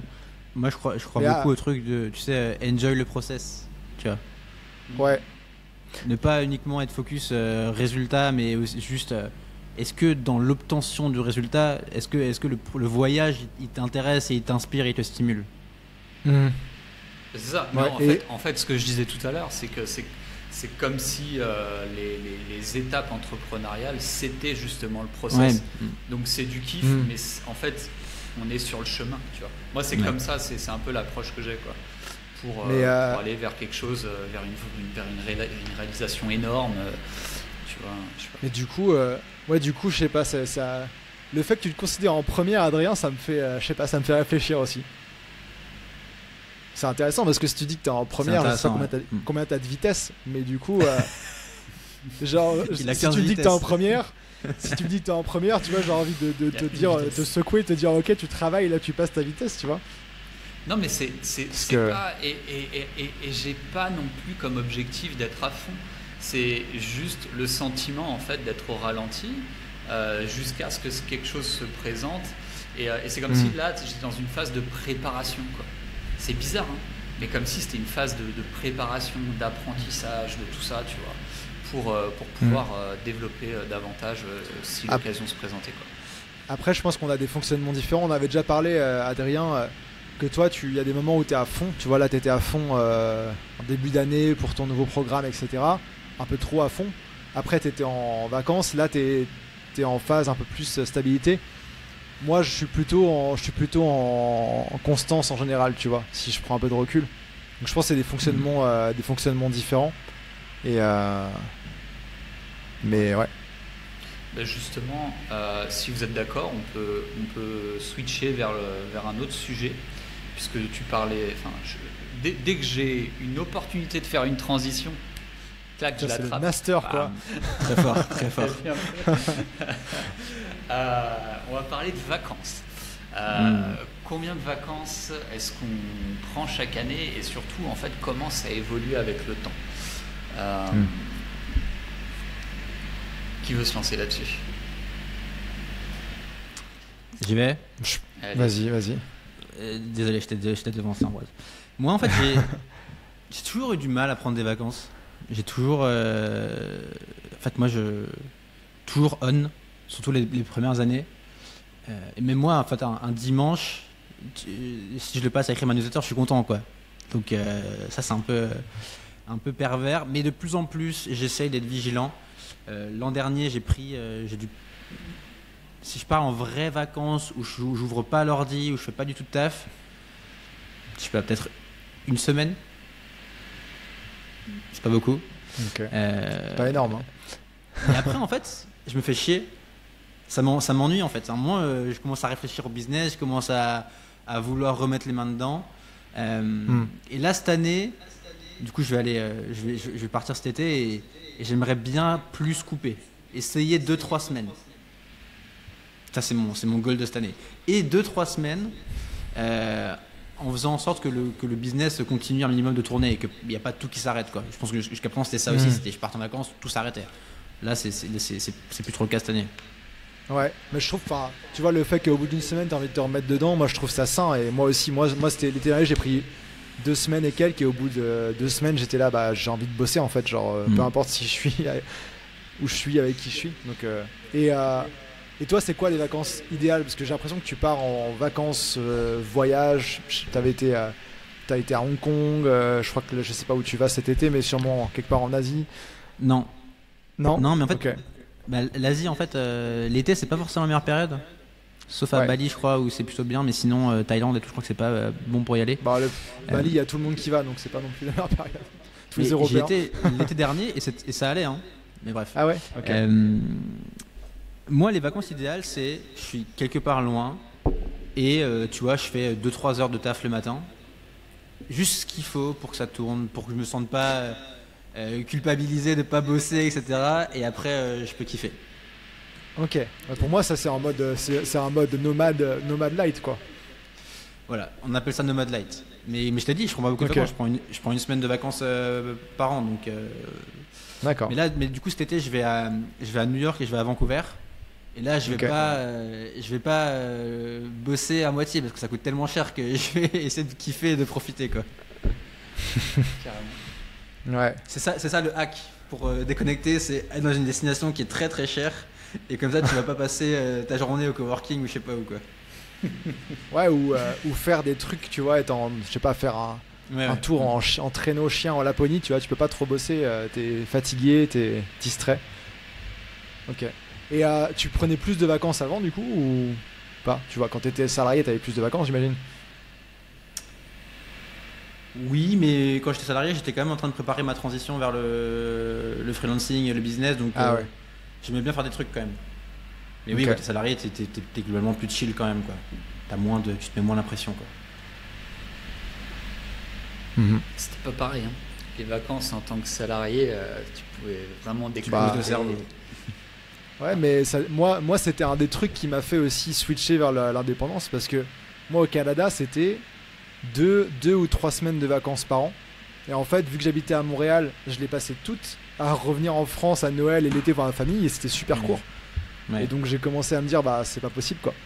Donc moi c'est marrant, ça peut avoir l'effet dans les deux sens. Du coup, vu que j'ai la parole, je vais répondre pour moi. Moi ça dépend. Moi ça fait depuis 2017 que je suis à mon compte 100%. Au début je pense que je prenais moins de vacances, mais j'ai toujours quand même un rythme de peut-être un mois et demi de vacances par an, un truc comme ça. Je pense qu'en 2022 j'ai dû prendre 2 mois en tout. C'était peut-être le max que j'ai pris.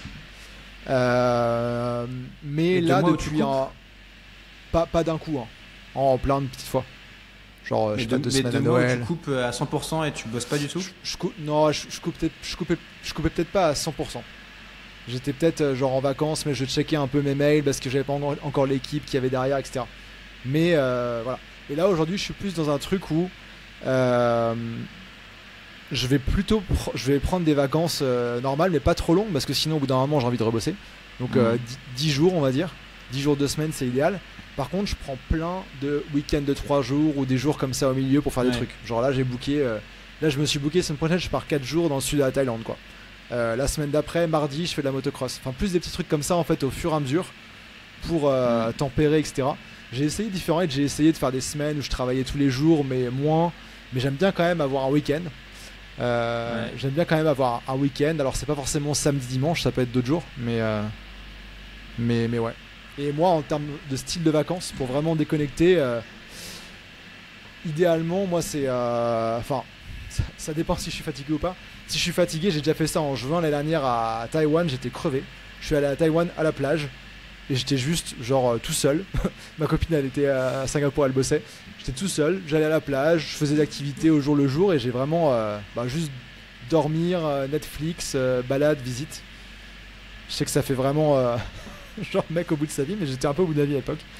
Donc ouais. Mais idéalement là, minimum un mix de chill et d'activité. Ouais. Mais j'ai un peu l'approche pas de rush, pas de pause. C'est-à-dire que je fais jamais des énormes semaines où je bosse le week-end, je bosse 4 heures par semaine. Je fais des bonnes journées, je fais des bonnes semaines, mais sans non plus me surmener. Et une fois de temps en temps, tu vois, je vais me faire. Là par exemple, il y a 2-3 semaines, j'étais à Barcelone. J'ai fait une semaine où je bossais 1-2 heures le matin et puis après j'étais chill, je me baladais. Ça je trouve que c'est un rythme qui est cool. C'est le rythme nomade exploration. Ce que j'avais moi au Japon et à un bout de la Corée la dernière, quoi. Petite demi-journée pour maintenir où faire ce qu'il faut. Ouais. Et après le reste, ouais. Ok. Et toi Adrien, du coup, on a parlé un peu de tes vacances au Japon dans un ancien épisode. Mais t'as une approche assez intéressante du truc. Ouais, j'avais une approche un peu comme toi, Valentin, à savoir jamais vraiment couper. Et là, en fait, en début d'année, j'ai lancé un nouveau programme, ce qui fait que les projets se sont un peu cumulés. Et j'avais pas le choix parce que j'ai prévendu, donc il fallait vraiment que je crée le produit, quoi. Et ça m'a pas mal buté, quoi. Donc j'ai eu une phase un peu où j'étais obligé de beaucoup travailler. Et derrière, j'ai pris des vacances pour la première fois depuis des années où j'ai vraiment coupé. J'ai recruté avant pour compenser le fait que je sois pas disponible pendant presque un mois.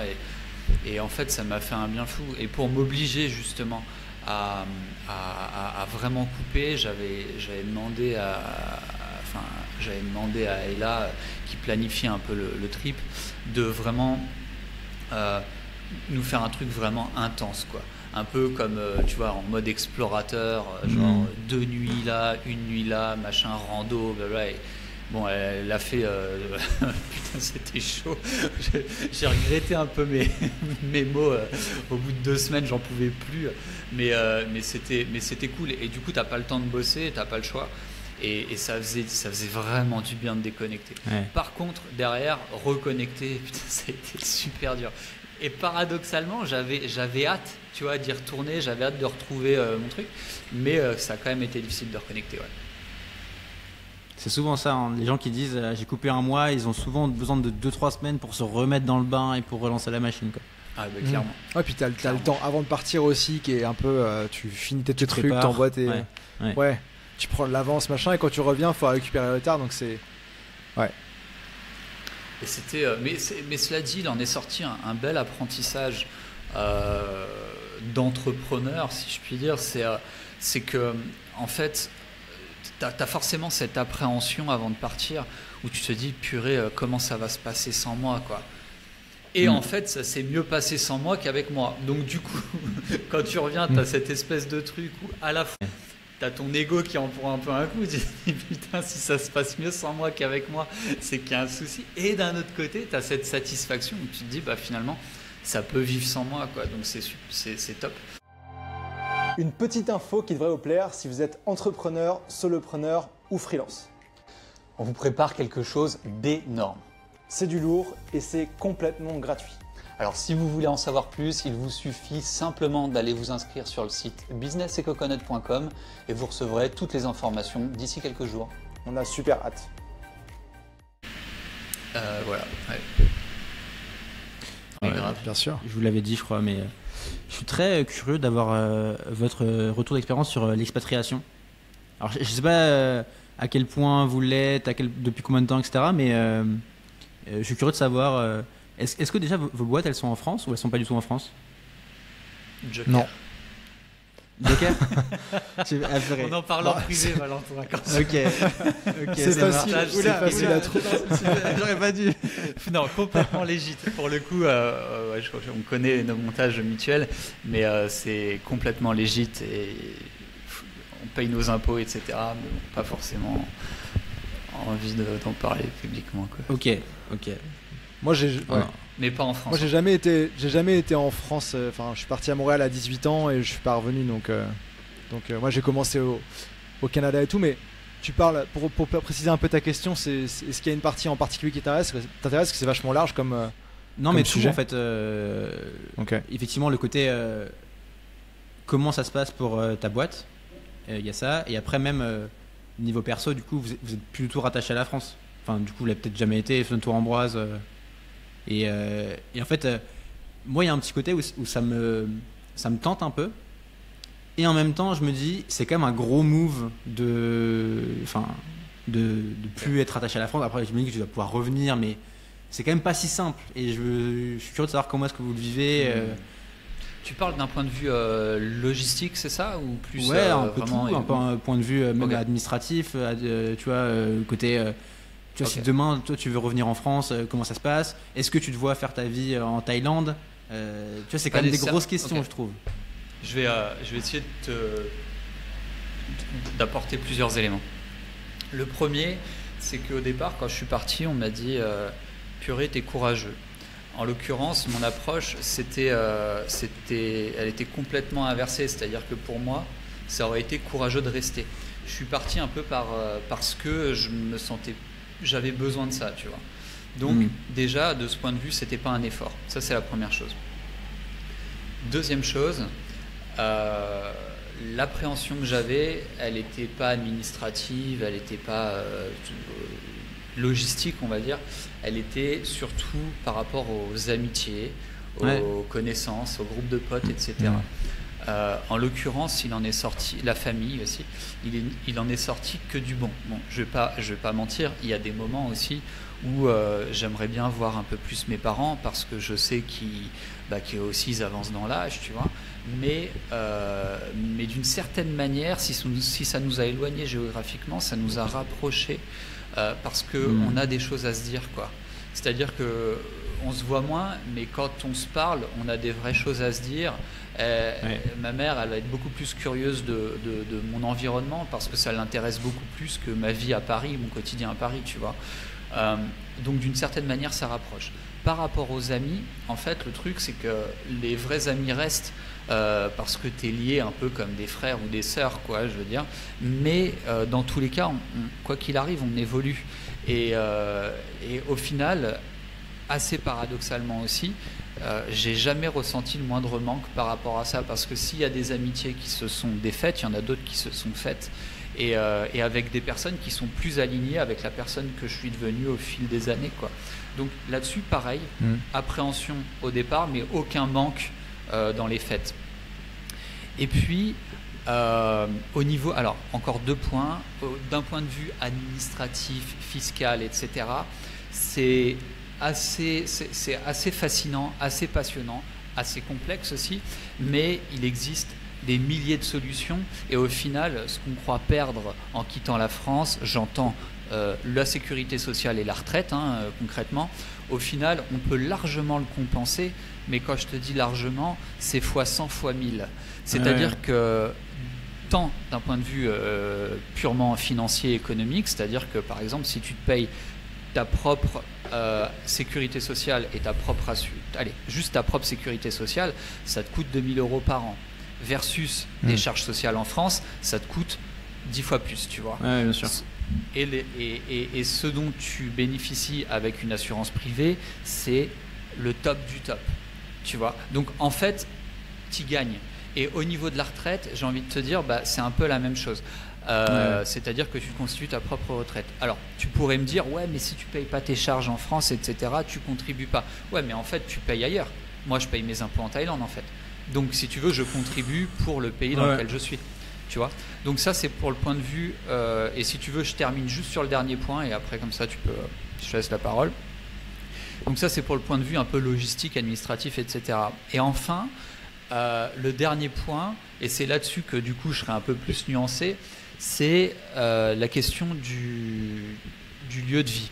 Aujourd'hui, si on en parle, tu vois, on va te dire ouais, la Thaïlande c'est super, machin. Bien sûr que c'est super, mais c'est toujours un équilibre. En fait, moi je vais pas te dire que la Thaïlande c'est mieux que la France. C'est-à-dire que les points positifs que je vois en Thaïlande viennent surpasser les points positifs que je vois en France et inversement pour les points négatifs. Donc aujourd'hui, je me sens mieux en Thaïlande, mais ça veut pas dire que tous les jours je pète pas des plombs quand je suis sur mon petit scooter et que je me fais frôler dans la route par des mecs qui conduisent comme des oufs, quand je vois des trucs où c'est hyper compliqué d'obtenir ce que tu veux.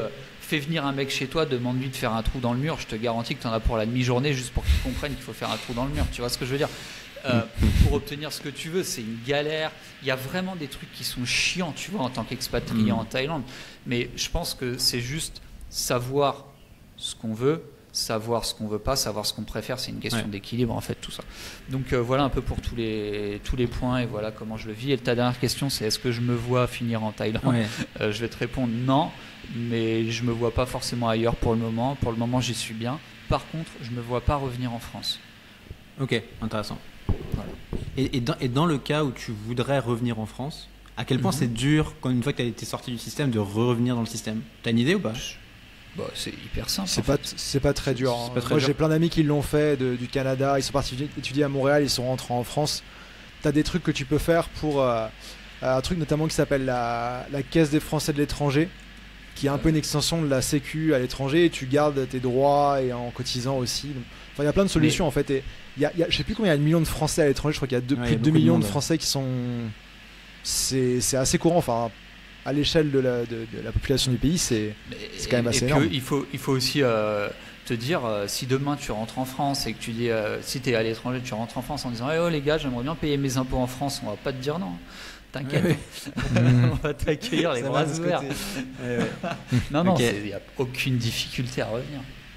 La seule difficulté que je vois, ce serait peut-être pour trouver un appart, tu sais, pour louer un appart où tu dois justifier les fiches de salaire, machin. En France, c'est une galère. Mais sinon, pour tout, que ce soit sécurité sociale, administratif, impôts, etc., c'est hyper simple. C'est hyper simple. Enfin, moi, j'ai différentes expériences. Moi, je suis né, mes parents étaient expats en Allemagne. Après, on était en Angleterre. Et je suis rentré en France, j'avais 4-5 ans, je crois. Donc, j'ai pas trop connu cette partie-là, même si je vois mes parents, ils ont toujours eu un peu cet état d'esprit-là. Mais moi, je suis parti à 18 ans. J'avais déjà compris que le système scolaire français me convenait pas spécialement. Donc, j'ai choisi de partir au Canada. Donc, j'ai vécu première vraie expatriation, on va dire, en tant qu'étudiant. Donc, c'était un peu différent et facilité. Mais le Canada, tout le système, je connais bien. Tu vois, je suis resté presque 10 ans. Je suis même été jusqu'au Graal du migrant, c'est de devenir canadien, tu vois. Donc tout ça. Et pour avoir été à différents endroits, enfin, l'administratif, c'est à faire en mode gestion de projet en fait. Et il y en a toujours un petit peu. Il y a des trucs, dès que tu sors un peu du système, que ce soit, tu vois, créer ta boîte, être entrepreneur ou t'expatrier, dès que tu fais un truc différent, c'est un peu plus galère. Mais si tu sais trouver les bonnes personnes et te faire bien conseiller, ça se fait bien. Après, tu vois, moi, même tu vois, mes grands-parents, ils étaient toujours là. Quand j'étais au Canada, tu reviens quand en France, etc. Je t'ai dit, j'aurais dit, je sais pas en fait, et je sais toujours pas. Et je pense pas forcément y revenir à la France. J'aime bien en vacances, revoir tout le monde, etc. Je suis d'accord avec ce que dit Adrien, tu vois, ça renforce les relations et autres. Ouais. Mais ouais. Après, il y a pas de lieu parfait non plus, hein. Moi, c'était ça mon grand dilemme en tant que nomade, mais en fait, je peux aller partout quand je veux, où je veux, dépendamment de la météo, de mes envies. Et c'était dur de choisir un endroit. Bon, moi la Thaïlande, ça s'est fait comme ça, puis ça s'est fait que c'est le même endroit qu'Adrien. Mais j'ai considéré pas mal de différentes options. Après, pour moi, y a des choses que tu vois comme ça, je pense, aujourd'hui. Tu penses à toute la partie admin, fiscale, etc., à la galère, la sécu et tout ça. Mais au quotidien, une fois que c'est fait, c'est en place. Et en termes, il y a plein d'avantages incroyables pour moi en termes, tu vois, toi qui écris beaucoup, moi, en termes d'inspiration, de bouger, d'être quelque part où je vois des trucs nouveaux tous les jours, c'est ouf. En termes d'ouverture sur le monde, c'est ouf. En termes de réseautage, c'est ouf parce que du coup, t'es que avec des gens qui avaient les mêmes convictions que toi et ont fait tout ce chemin-là pour s'installer à je sais pas combien de kilomètres de chez eux à la base, qui sont partis en fait non seulement de leur endroit mais de leur pays et qui sont reconstruits une vie mais selon leur kiff du moment, quoi.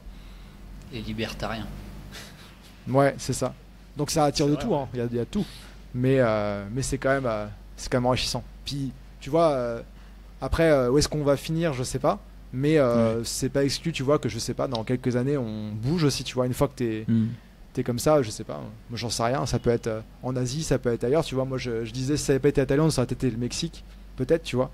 Ma copine elle est à Singapour, est-ce que un jour je vais m'installer à Singapour quelques années pour voir, peut-être, on sait pas, tu vois. Mais ouais. Ok, intéressant.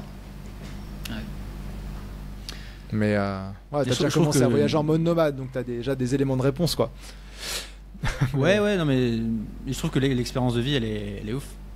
Se dire, t'as vécu dans plusieurs pays, dans plusieurs cultures, t'as vu plusieurs choses. C'est d'une richesse qui est dingue. Et c'est ça qui m'attire dans le truc.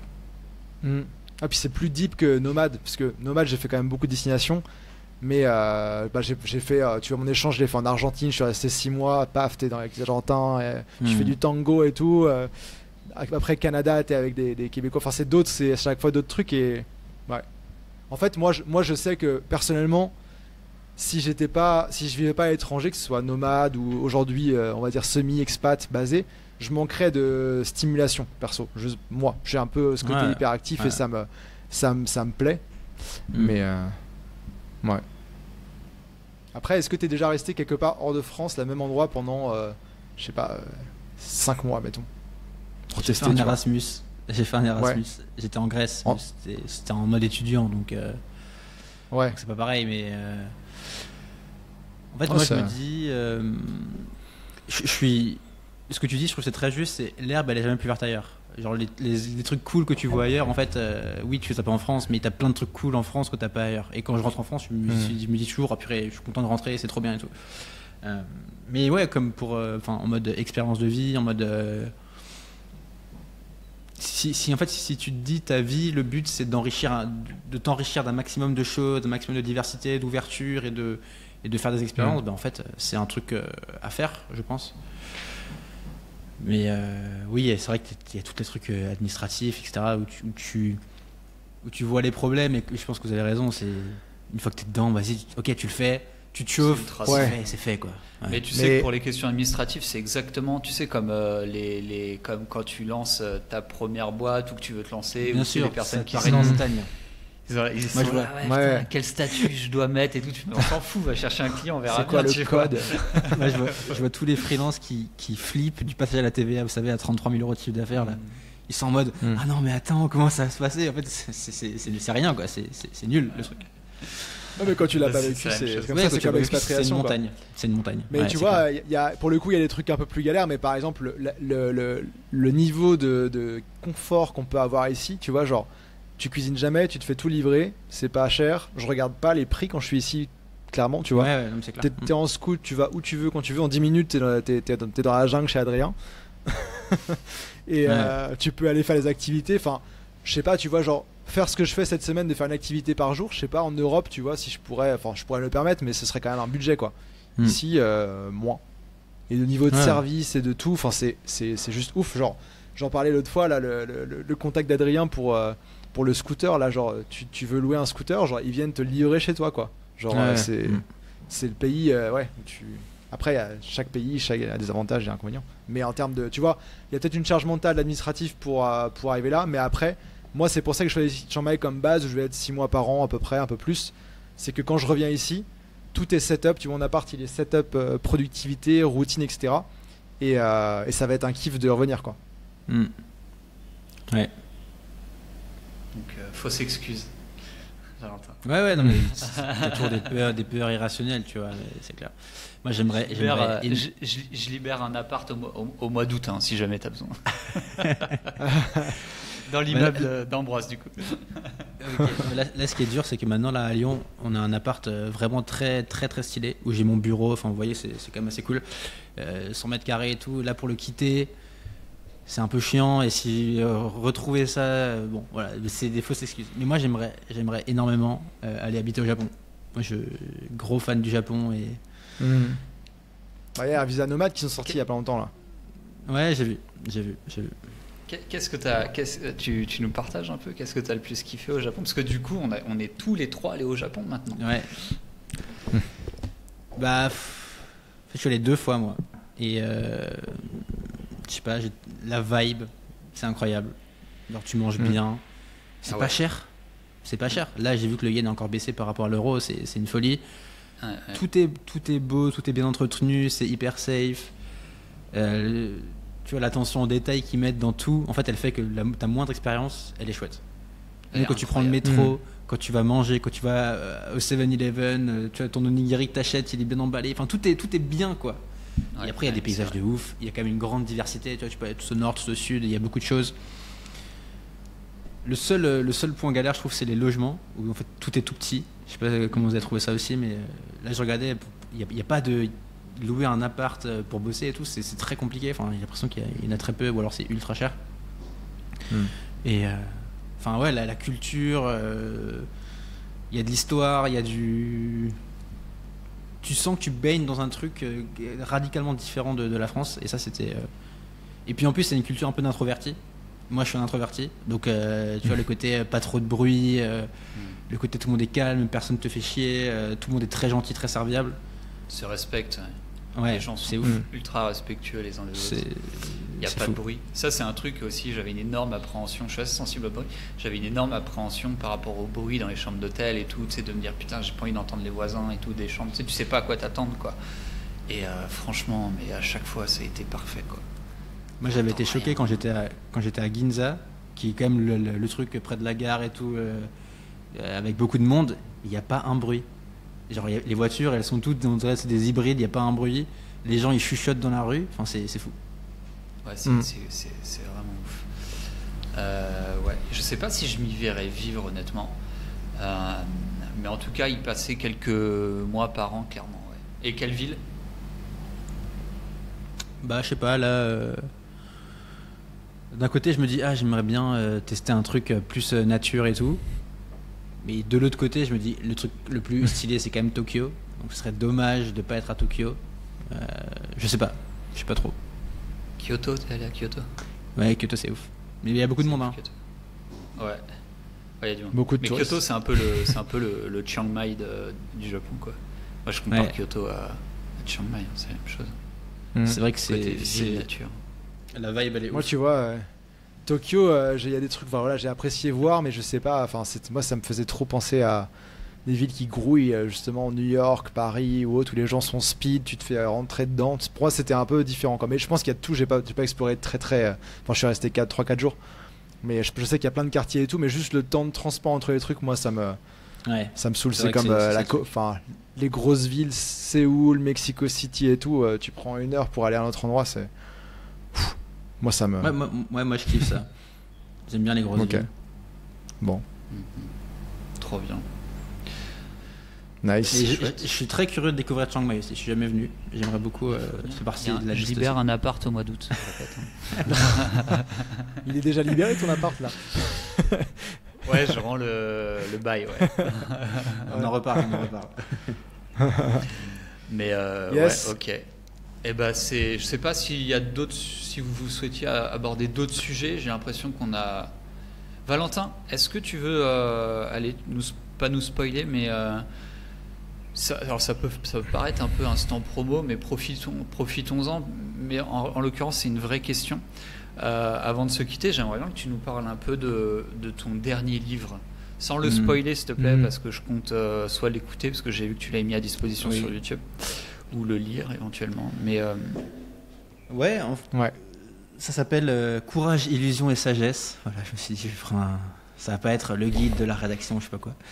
Non, ça s'appelle Courage, illusion et sagesse. Et en fait, le parti que je prends, c'est que donc je le centre autour des gens qui vendent des compétences de freelance en écriture. Donc c'est de la rédaction, du copywriting, du ghostwriting.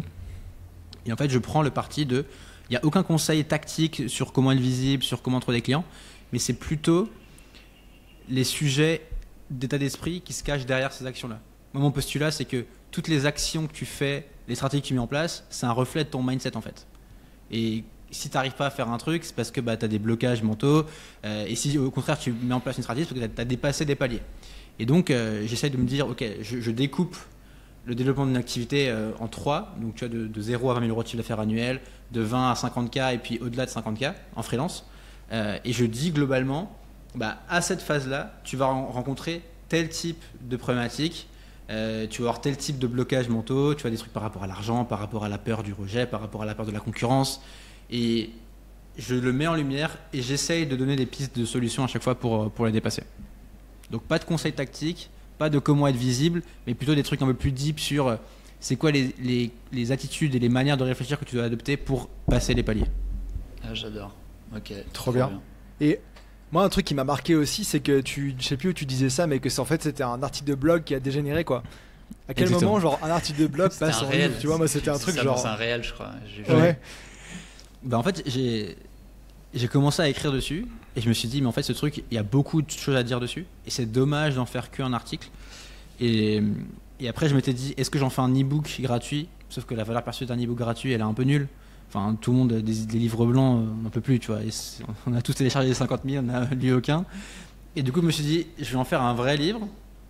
Du coup, ça augmente un peu la valeur perçue, même si le contenu est le même. Mais par contre, le prix, c'est le moins cher possible. Donc, il coûte 9,50 € en papier et 99 centimes en Kindle. Parce que mon but, c'est que un maximum de gens le lisent. Et donc, je l'ai lu sur YouTube aussi, dans cette optique de me dire, en fait, je veux diffuser le contenu, quoi. Mmh.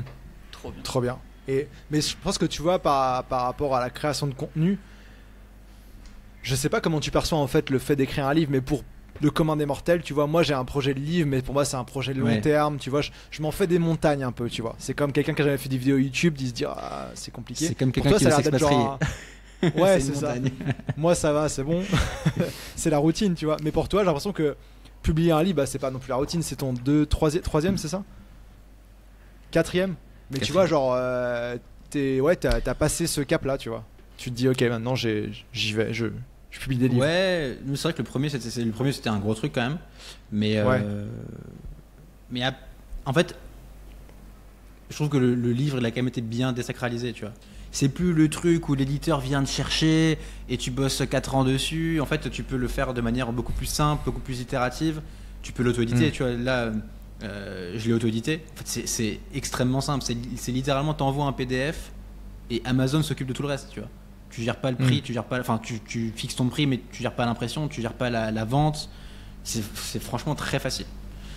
Donc, et ce truc-là, c'est un petit livre, donc. Et tes premiers, tu les avais fait éditer du coup? Tout est auto-édité. Tout, ok. Sur le 3e, je l'ai fait avec Kylian Talin pour le défi brique justement, et on avait discuté avec un éditeur, mais finalement on avait rompu le contrat parce que on avait envie d'avoir la main dessus en fait. Parce qu'il faut se dire, c'est entre le moment où tu signes et le moment où ton livre il sort, il se passe un an et demi. Tu vois, moi qui aime bien faire des trucs, faire mes projets, avoir du contrôle, en fait t'as aucun contrôle sur le projet, tu vois. Et mais je trouve ça très très cool, tu vois, déjà que t'en aies fait plusieurs et que c'est très très sympa en auto-édition.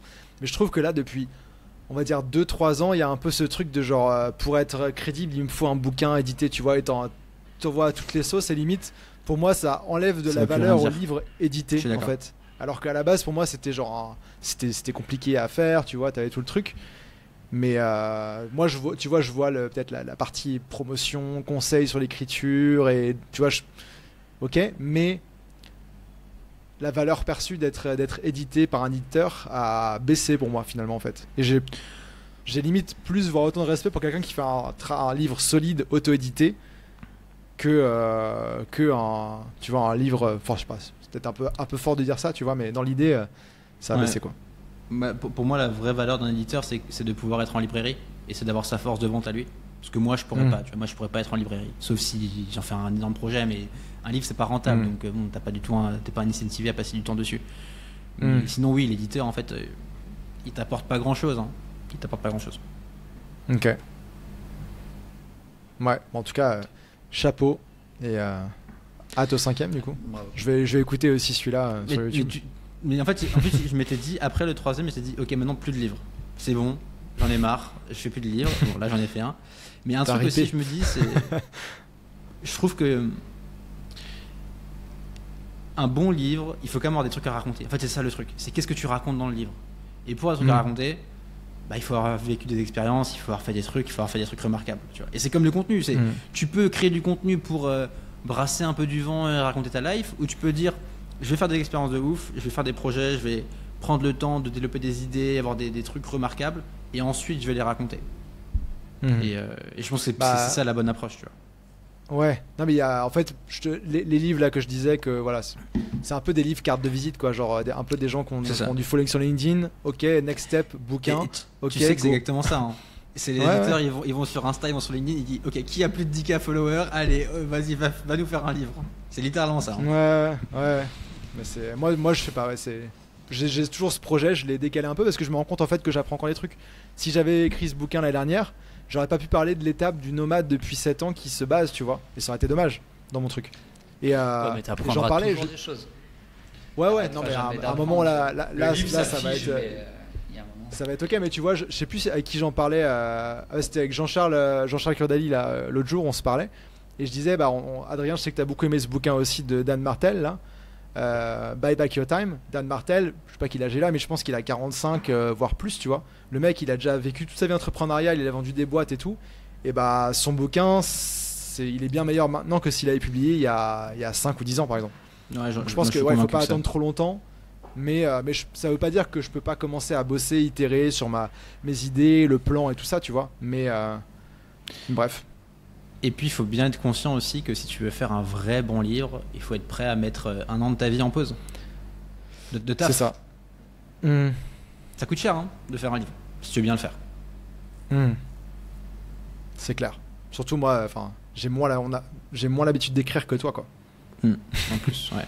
Enfin, créer du contenu, ouais, mais écrire, j'ai tenu mon blog pendant un moment, mais je sais pas, moi mon métier à la base, c'est contrairement à vous, c'est pas dans l'écriture.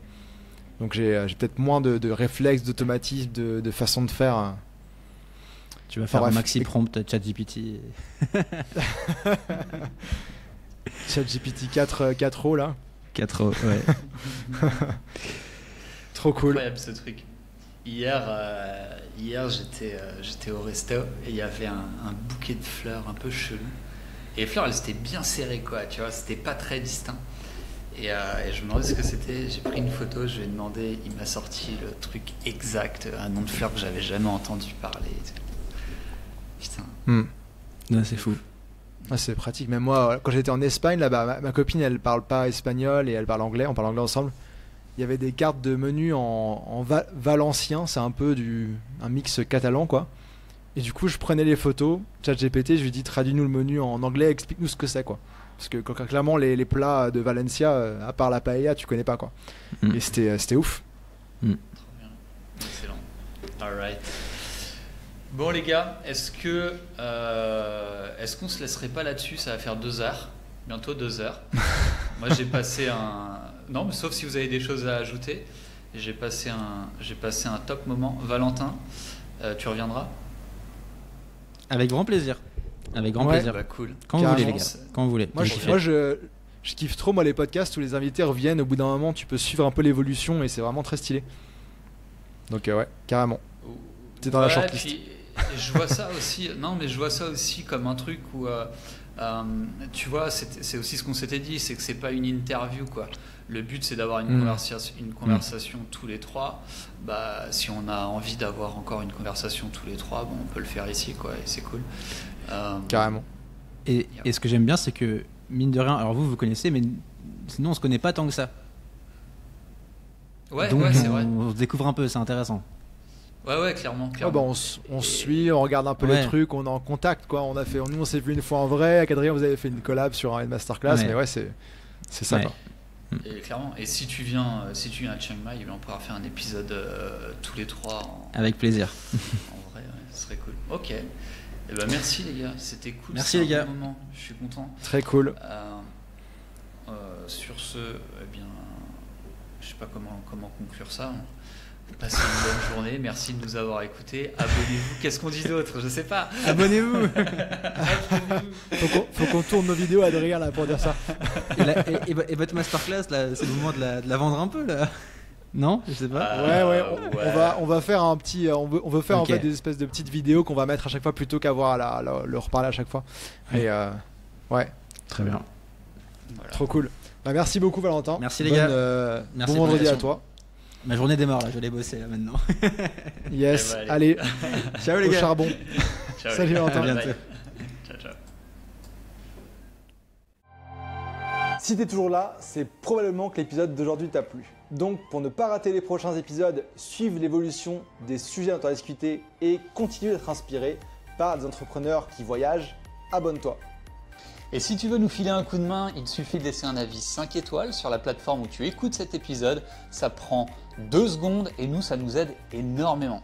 Un immense merci et à très vite dans le prochain épisode.